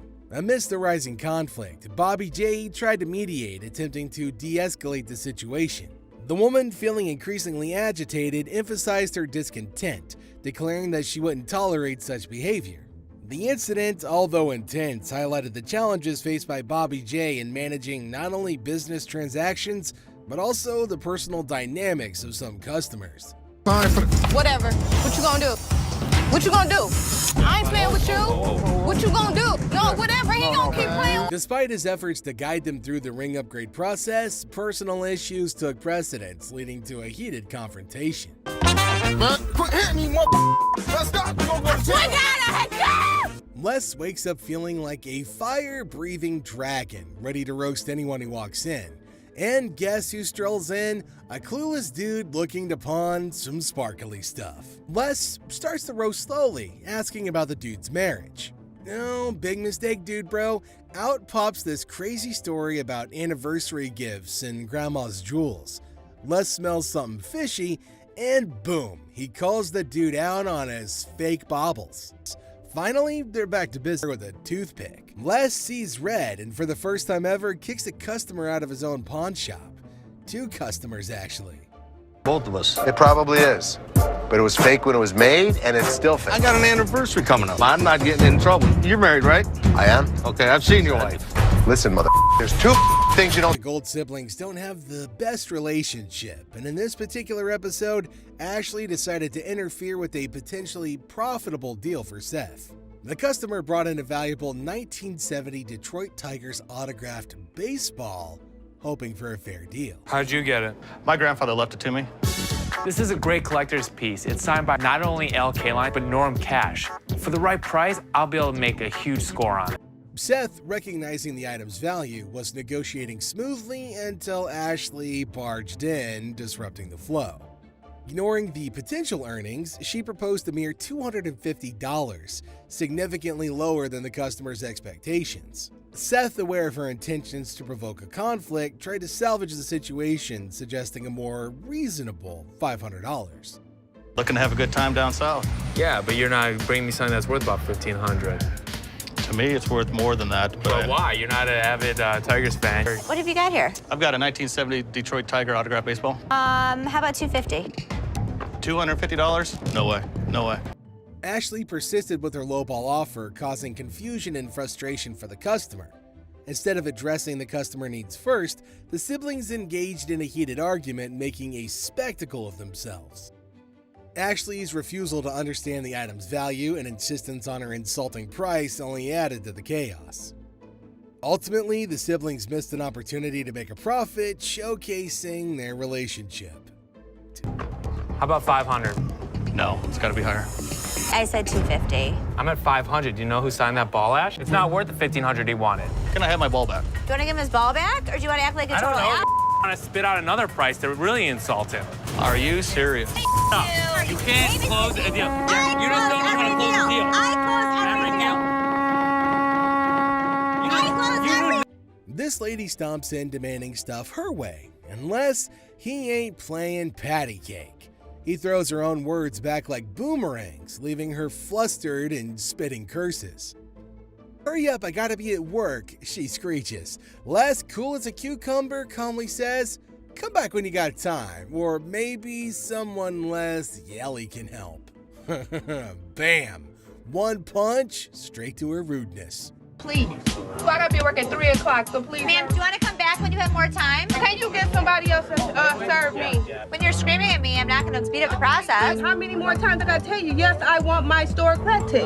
Couple more times. Well, I guess Just a so, couple. because she showed not listening. Just a couple times. And I hope you have fun with your thousands and help burn with you when you burn it. Oh, but this lady, no, she ain't backing down. She throws around threats like confetti, wishing fire and brimstone on Les. Now, Les ain't no saint, but nobody deserves that kind of abuse. He shuts her down quickly. "I won't be disrespected." Boom. Another verbal jab from the man himself. Burn with you when you burn it. When she talks about when I die that I'm gonna rot in hell, I'm not gonna allow anybody to abuse me like that. The air crackles with tension, thick enough to slice with a butter knife. This ain't your average pawn shop squabble. This is a war of words, with Les standing his ground against a hurricane of rudeness. This guy ignored Les's repeated warnings not to touch the merchandise, displaying a complete disregard for basic rules. Les, trying to prevent any mishaps, urged him multiple times to leave the items alone. "Hey sir, don't touch it, put it down. It's okay to be curious, but leave it down there," Les emphasized. Despite the clear instructions, the dude continued to ignore him, insisting on inspecting the merchandise up close. Hey, sir, don't touch it. Sir, what? Put it down. "I told you not to pick it up." "But how am I gonna see if it's gonna work?" the man retorted, challenging Les's authority. But rather than apologizing, he confronted Les, questioning his approach. It's $300. Hey, sir, just leave it down there. But I'm trying to, how am I gonna see if it's gonna work? I told you not to pick it up. Isn't that what I just told you, sir? Les, maintaining his composure, reminded him, "I told you not to touch it. You're not one of your kids." The man, unfazed, continued his confrontational stance, underestimating Les's authority. You got a piece of that I pick up. I told you not to touch it. You know, I'm not one of your kids you're gonna raise your voice at. You're all badass when you're back there and he's over. Byron, the security guard, intervened, warning the man that he was fortunate to have someone there to prevent further issues. The man sarcastically remarked, "Oh man, am I lucky? It's my lucky day," showcasing his lack of remorse. Yeah, you're lucky you got somebody here. Oh man, am I lucky? Yeah. It's my lucky day. Oh, the Pawn Stars shop is about to erupt like a volcano fueled by testosterone. Seth, fresh-faced with new ideas, tries to change Les's security rules like they're yesterday's newspaper. No, but Les ain't having it. He reminds Seth, who wears the crown, who built the damn empire, and who ain't about to back down from a pipsqueak. What the hell are you doing? You tell my guys after I set policy that the policy is being changed to your old bull ways? You gave them each a department? Yeah, doesn't it make sense? Doesn't make sense. It belongs to them. What do you mean it belongs to them? They own it. They can own it. Well, I can run this place better. I know exactly what needs to be done. Who the hell are you messing with? Les roars. I set the rules and you change them after 5 minutes? You think you own the place? Newsflash, Sonny. You work here. You don't rule here. Seth, puffed up like a peacock with borrowed feathers, sputters back about running things better. Now he wants Les to kick back, retire, and hand over the keys. But Les? He laughs in Seth's face. Classic. That Seth needs to chill out. Let me tell you something. How dare you to talk to me like this? The air crackles with tension. Insults fly faster than bullets in a John Wick movie. Seth throws out accusations, calling Les outdated and stubborn. Les counters with jabs about inexperience and disrespect. This isn't your grandma's bake sale argument, folks. This is a heavyweight brawl of egos, pride, and power. Now taking all bets. Either I make the wrong decisions, I'm the one that brought it to you. You need to retire, and I need to take over. Maybe Seth needs to listen to the wisdom and experience Les has, not just try to shove him out the door. And maybe Les needs to give the young blood a chance to prove himself, not just dismiss him as a naive newbie. Ashley and Seth, despite being siblings, have a history of constant clashes.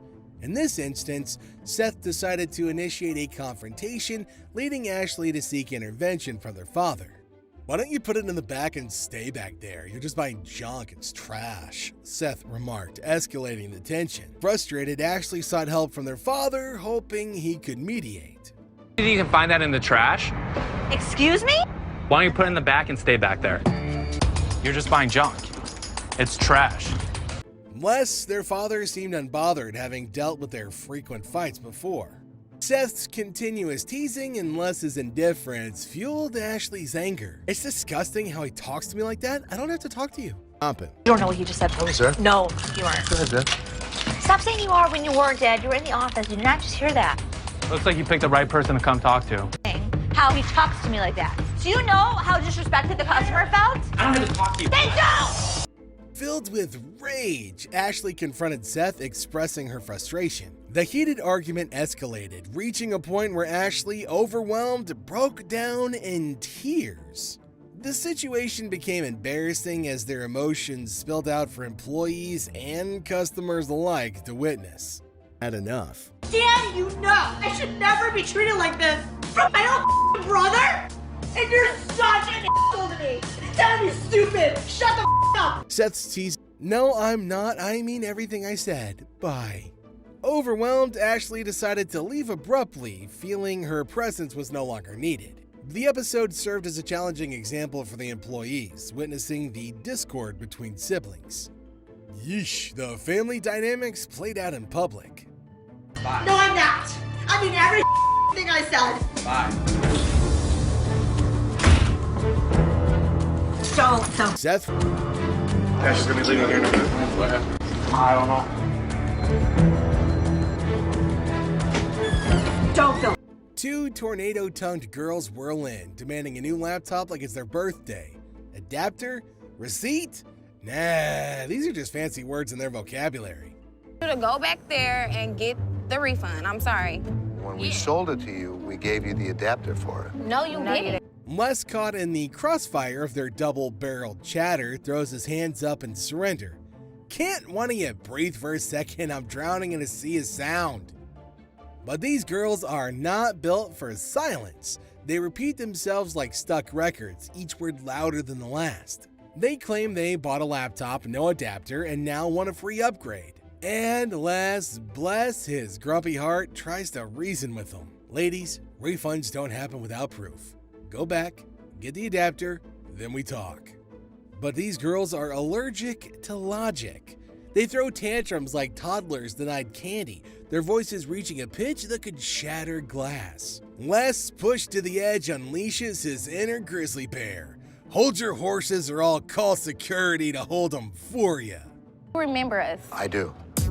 You don't have the adapter that I gave you. You never gave us an adapter. Go home. Why can't you help us? I don't want to hear that.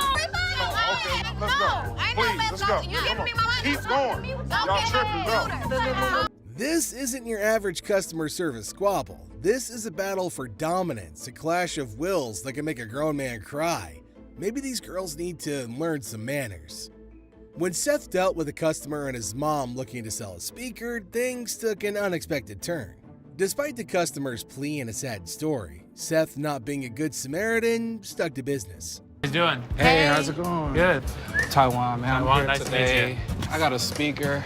You got multiple speakers. It's even better then. Yeah. Hey, how's it going? I got a speaker, the customer explained, hoping for a decent deal.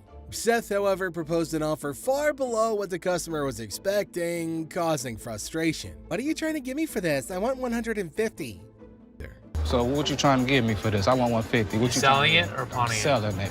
Yeah, Seth's counteroffer of $45 didn't sit well with the customer, leading to an exchange of heated words. I don't need that. You came in, you want $150. The customer retorted, oblivious to the fact that he was in a public place. Like $45. Hell no, man. Well, that's your choice. You don't have to take it. Why you can't give me 100? The situation escalated quickly as the customer's profanity-laced tirade continued. Unsurprisingly, his disrespectful language right in front of his mom earned him an unexpected consequence. A good old-fashioned ass whipping. I don't need these mother. They won't give me what I want. You came in, you want $150. Damn. What? Mama, you don't talk like that in front of these people. I done raised you better than that.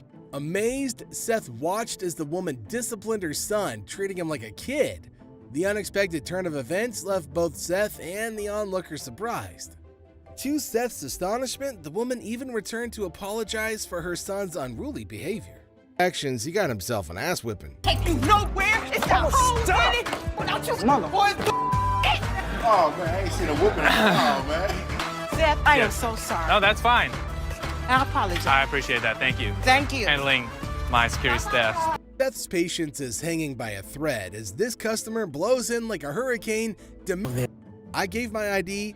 I waited. I need my computer now, she hollers, each word a frickin' sonic boom. Seth, bless his soul, tries to navigate the storm, gently steering her to the right window. But this lady's got a temper that could melt solder. Ready? I just walked over here and waited a moment. Okay. How many moments did you wait? Are you an idiot or something? I'm just trying to understand what you're saying. I need my computer. Well, she gets her computer, takes one look, and ba-boom. The volcano erupts. It's scratched. The blue friend does for cookies. New computer. I want another one. Ugh, she screeches, pointing the finger like a loaded weapon. Ooh, and Seth at the end of his ropes. When this customer crossed the line and threatened them, Les swiftly had his security team remove the unruly man. Despite the initial confrontation, the situation took a foolish turn as the man decided to escalate things by sending death threats their way. To threaten them, Les had his security haul him out immediately. Yo, look. You gonna what? You heard what I said. I didn't hear what you said. Tell me what you're gonna do to me. Watch your Get your hand out of my. You're gonna what? Tell me what you're gonna do to me. The man's aggressive behavior continued, leading to security promptly intervening to prevent any potential harm. The man's absurd threat to kill them raised serious concerns about the safety of everyone involved, when he decided to send death threats their way too. Kill you, motherfucker! Who you gonna kill, huh? My face. Who you gonna kill, huh? Get out my face. Quick to react, the security team subdued the man before he could act on his threats. With law enforcement on the scene, the fear of facing consequences seemed to have a sobering effect on the agitated customer. It's pretty amazing how a night in the local jail can change one's perspective for the better. Ashley reported the incident, emphasizing the severity of the threat, and the officers took charge of handling the situation. The presence of law enforcement likely contributed to the man realizing the serious repercussions of his actions. Hi, I have a threat up here at American Jewelry and Lawn right now. So I was standing behind the counter, and he came up screaming. My security guard came in and started escorting him out. As he was going out is when the Despite his initial rage about losing his belongings, the man seemed to backtrack a bit, attributing his outburst to venting frustrations. While it's not an excuse for threatening behavior, it sheds light on the complex emotions that can arise in intense situations. I was mad because I lost all my stuff. I might have did say something to that effect, but it was only venting, like any normal person would. A clueless dude stumbles in, looking for a generator thingy that makes magic light. Seth, bless his soul, tries to explain the whole electricity generation thing in kindergarten words. But this guy, denser than a block of concrete, bro. I'm looking for something like a generator like this. You want to generate electricity, yeah, right? That's what a generator does. So all you do, open up the gas can. Sure, $900 for that rusty hunk of metal? The dude literally bellows. Oh, 55's my limit. Maybe 6 if I squint real hard. Seth, his patience thinner than a pawn shop receipt, tries to negotiate, but the dude just digs his heel in like a stubborn mule. But I don't have 900. What do you have? I only got like 5. 500? Yeah, I could push it to 6. I'm pretty firm in 700. Could you fire it up at my house? Once you purchase it, you can actually take it to your house. This is ridiculous, dude. Okay, the dude wants to borrow the generator. Borrow, like, take it home for free, play with it, and maybe, just maybe, return it someday? Seth, his face turning the color of a bad burrito, politely explains the concept of buying and owning things. But the dude bro's ears are firmly shut, locked in a world where generators sprout money and pawn shops give stuff away for free. You want to buy it or not? I want to borrow it at least. Borrow it? What the f it worth? Give me $700. You can borrow it indefinitely. You want to bet? Excuse me. Have a good day, sir. The hell out. Seth finally explodes, his voice cracking under the strain. The dude, as surprised as a goldfish with a harmonica, stumbles back, sputtering about ridiculousness and bad service. And just like that, the Pawn Star Circus gets one more clown ejected from the ring. Ridiculous, man. Your store, bitch! I really think you offended my poll. I think I don't give a Seth and Ashley took a bold step, meeting a potential buyer for one of their stores without informing their dad beforehand. Despite their differences, they decided to work together on this venture. However, their plan took an unexpected turn when they discovered the potential buyer was someone they knew all too well. I've been trying to find a buyer for our Pontiac location, and already the first buyer flaked out on me. But thankfully, I got another potential buyer, and Ashley agreed to meet him at the... Upon realizing the situation, Les, their father, expressed his disappointment and frustration, questioning their actions. Les rightfully felt betrayed and had every reason to be angry. All too well. What the were you thinking? Did you not think that I know everything that's going on? Despite his attempt to make them understand the severity of their actions, Ashley and Seth appeared unapologetic. Doing best for the business. Don't tell me what's best for the business.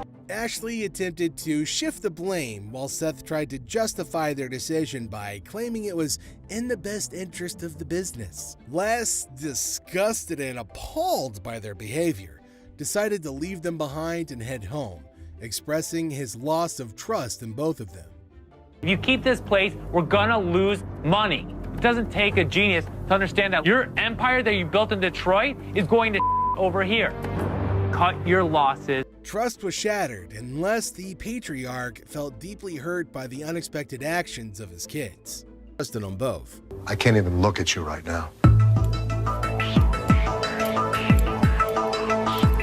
A customer wanting to pawn what seems to be used hair, claiming it's like Beyonce's. The Gold siblings, however, are quick to point out the health department's rules against selling used hair due to hygiene concerns. It's a very cool piece. And This look, is Dad, this. I can brush for you too. I can brush it too, and you can calm me. Bam! Hold this first name. I'm sorry. The health department won't let us sell used hair. Okay, so what's we wrong send with it that? because it's personal. The customer remains adamant, arguing that people sweat all the time. The Golds, though, maintaining a friendly tone, stand firm, emphasizing the unhygienic nature of the request. Oh, No, hygiene. it's personal hygiene. People sweat. Let me ask you a question. All the time. They When got was the all this last up in here, time- funky. Despite their attempts to explain, the lady insists on the deal, showcasing her persistence. The situation becomes awkward as the Golds try to navigate the delicate matter, politely declining the unusual offer. The lady's persistence clashes with the store's policies, and despite her claims of cleanliness, the hygiene factor remained a deal breaker. Don't wipe down everything. We do, but I just can't take Okay, you. then you all can right? wipe down the hair. Sorry, I wish I could help you, so come back. The Golds express regret but hold their ground, emphasizing that they can't proceed with such transactions. The encounter starts on a heartwarming note as a lady reveals her intention to sell her laptop to get a gift for her sister's birthday. Laptop. You type in your password? What brings you in today? I just want to pawn it in so I can give my sister some money for her birthday this weekend. Oh, okay. However, things take a turn when Ashley, suspicious about the situation, asks her for the laptop's password. Well, after a bit of a struggle, the password is entered, but the friendly atmosphere quickly dissipates. Forgot your password? Yeah. Try again. As Ashley negotiates the amount for the laptop, the lady becomes increasingly demanding, insisting on a specific sum. I need at least 165. I mean, I can't do 125. All right, I can do 150, and that's what I can do. Okay, can you do 165 or not? When Ashley refuses to meet her exact request, the situation escalates with the lady expressing her displeasure loudly. The exchange becomes heated, marked by accusations of disrespect and a refusal to accept the offered amount. Despite Ashley maintaining composure, the lady decides to take her business elsewhere. I actually asked. It's so disrespectful. Well, I'm sorry. I told you I can't take 150. You know what's disrespectful? Learn how to talk. Learn how to talk. Learn how to talk. 165, then I can take my business somewhere else. Flat out. You done? I don't give a. Like I said, I don't care. I can take my business somewhere else. Are you a lady or are you a baby? Excuse me? In an unexpected move, she directs her frustration towards an innocent bystander, issuing threats and escalating the tension. Instead, she decided to turn her eyes towards an innocent bystander. I'm talking to you, bitch! What you looking at? You know what? Take us outside. What the you looking at? What the you looking at? Fortunately, Joe, another employee, steps in to prevent a physical confrontation and escorts the lady out to avoid further disruption. Tell me, bitch, you looking at me? You want to do something? Do something! We get folks of all kinds, happy, sad, mad, crazy. A customer struts in wearing a chicken costume, causing a stir. The Gold siblings, maintaining their humorous side, engage with the chicken-clad visitor. The customer, embracing his role, claims to be all about chicken and finger-sucking, adding a comical touch to the encounter. This what I do. I say I got chicken and finger sucking. Come for a plucking. Despite the whimsical atmosphere, the Golds attempt to guide the customer towards a more serious discussion about potential purchases. The chicken, however, seems more interested in banter than business, making Seth express mild frustration, jokingly suggesting the customer might start his own joint with the chicken. The fool. I want that right there. Dude, here's what I want you to do. Don't put the chicken on the counter. All right, look, everything I'm getting right there. You're spitting chicken on the counter. That's for you. When the chicken eyes a pricey watch worth $1,200, the humorous exchange takes a turn. Seth, trying to balance the humor in the business, nudges the customer to consider making a deal. The chicken, possibly more interested in the comedic aspect than the actual transaction, continues to engage in a playful banter. How much this cost? $1,200. $1,200. Are you seriously gonna buy something, or are you just? You ain't even let me see. I got lots of stuff for you to look at. Bro, look, I want. Dude. All right, look.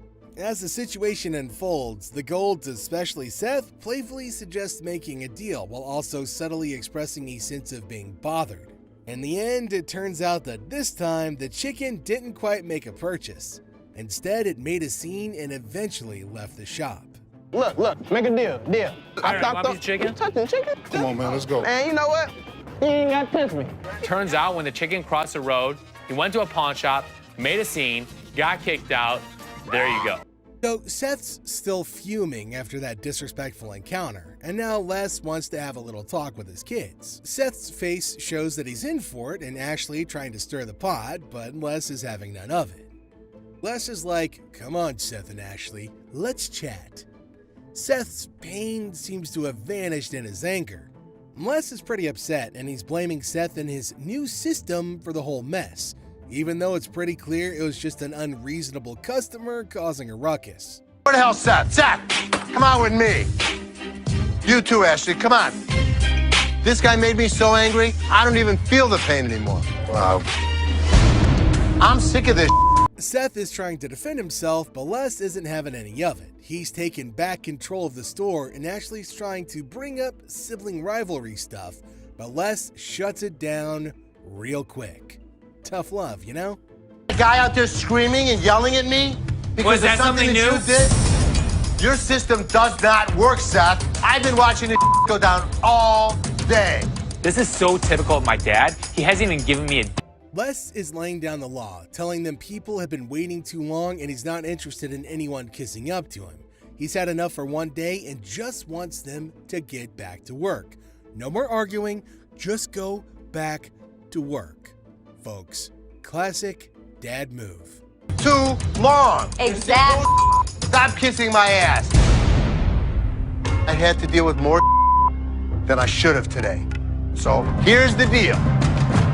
I'm in charge. Tell him I told you not to do it. I don't want to hear it. Just go back to work. It's pretty hilarious how some guys just can't handle it when the pawn shop won't drop big bucks on their trash. The pawn shop guy's like, sorry, not interested. And this dude flips out, calling for someone else like he's about to get the royal treatment. We're not interested. Let me speak to somebody else back there. Lame ass. I ain't really want much but a few bucks, but they was on some bull. Go get somebody for me, dog. This made me act up. Yeah, what's going on, man? What's going on, cuz? I was trying to tell your man, let me get a couple dollars, you know what I'm saying? About 30, 40. You know? Yeah, I'm not interested. He's all like, I wasn't asking for much, just a few bucks, you know, like 30 or 40. But reality check, buddy, the pawn shop isn't handing out cash for stuff they can't make money on. It's not a charity. This isn't UNICEF. That we couldn't make money on. There's times that we just can't take old merchandise. This was one of those times. Hey, yo, man's carry my out then. Y'all want to do like that, y'all. So he's getting all riled up, telling them to get somebody for him, and the poor pawn shop owner, Les, is just trying to keep his cool. He's surrounded by this guy acting all tough. You almost feel sorry for Les, who's doing his best not to lose it. But then this dude goes too far. Listen, don't be throwing the at me. You understand? You understand? Don't be ever throwing the at me. You understand that? You understand that, man? After all that, Les has had enough. He's like, you want to act like that? Fine. It's like watching someone poke a bear with a stick and you just know it's all about to go down. Classic pawn shop drama, right? All right. I got a better idea. How about if we don't have you come back in here? Bro, it's like that. Hold on. Y'all ain't over here anyway. I smack the out your ass. Don't even reach behind nowhere. Reach what? Nigga, if I got it, You're reaching, Jonah. Don't be killing my stuff. I don't care how old I am. I'm never too old to beat you. Threatening me that he's coming back. Does he think we don't have security cameras? Does he think we don't know what his license plate number is? It'll be his worst day if he even thinks about doing anything. Just another regular day at the pawn shop, folks coming and going, some with smiles, others not so much. Now here comes this guy strolling in hoping to snag $100 for his gold chain. The receptionist is all cool, approves the loan, everything seems pretty chill, right? Oh, bro, hold on, let me prove my point. Now here's a guy who walks in hoping to get a loan of $100 for his gold chain. And you know what? The receptionist happily agrees. Loan approved, right? How much would you like? $100. Okay. I can do the $100. Well, hold on to your butts because it's about to get wild. This dude, looking polite, hands over his ID for verification. But boy, oh boy, he throws in this 20 business out of nowhere. He's pointing at the sign, claiming it's right there. He should get an extra 20%. Right? What 20%, sir? The sign right here says I get 20%. The receptionist is baffled and the dude's politeness evaporates into thin air. Not intense. Sir, I don't know what you're talking about. Is you serious? Yes, sir. Ma'am, you ain't never seen the sign? Well, the man's voice gets louder and he's asking if she's ever seen a sign in her life. Whew, talk about intense and rude. 20%! You said you gonna give me 100. I get 20% of 100. The guy keeps insisting that he's supposed to get that extra 20 with his $100. The whole shop's on alert now with bodyguards ready and even Seth, the boss, stepping out. Well, the tension is rising and the customer won't back down.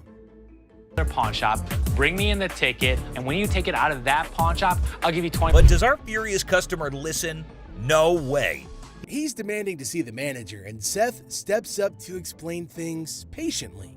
Well, he keeps shouting, demanding his 20, hoping someone's gonna back him up. The bodyguard quickly takes it back, and the customer leaves, cursing and grabbing a plant to throw on the ground. Yep, it's never a dull day around here. Crazy, huh? Straight up, my man. Let this go. Let this go. 20%. The angry customer doesn't even give Seth a chance to explain. Get something out this, bro. You down for this time, my man. I'm gonna chase you down. Gotta admit, that's a bit hilarious. But the bodyguard quickly snatches it back, and the customer keeps cursing as he leaves the shop. But wait, there's more. To show his anger, this guy grabs a harmless plant and throws it on the ground. Huh, $20 worth right there, bitches. Oh man, what the plant do? Well, as we close this journey through the pawn shop's chaotic moments, it's evident that Les Gold and his team navigate a unique realm where deals are not just transactions, but narratives, woven with tension, humor, and a little dash of the unexpected. Whether facing threats, family disputes, or the whims of eccentric customers, the pawn shop remains a stage where characters clash, emotions flare, and the pawnbroker's wit is constantly tested.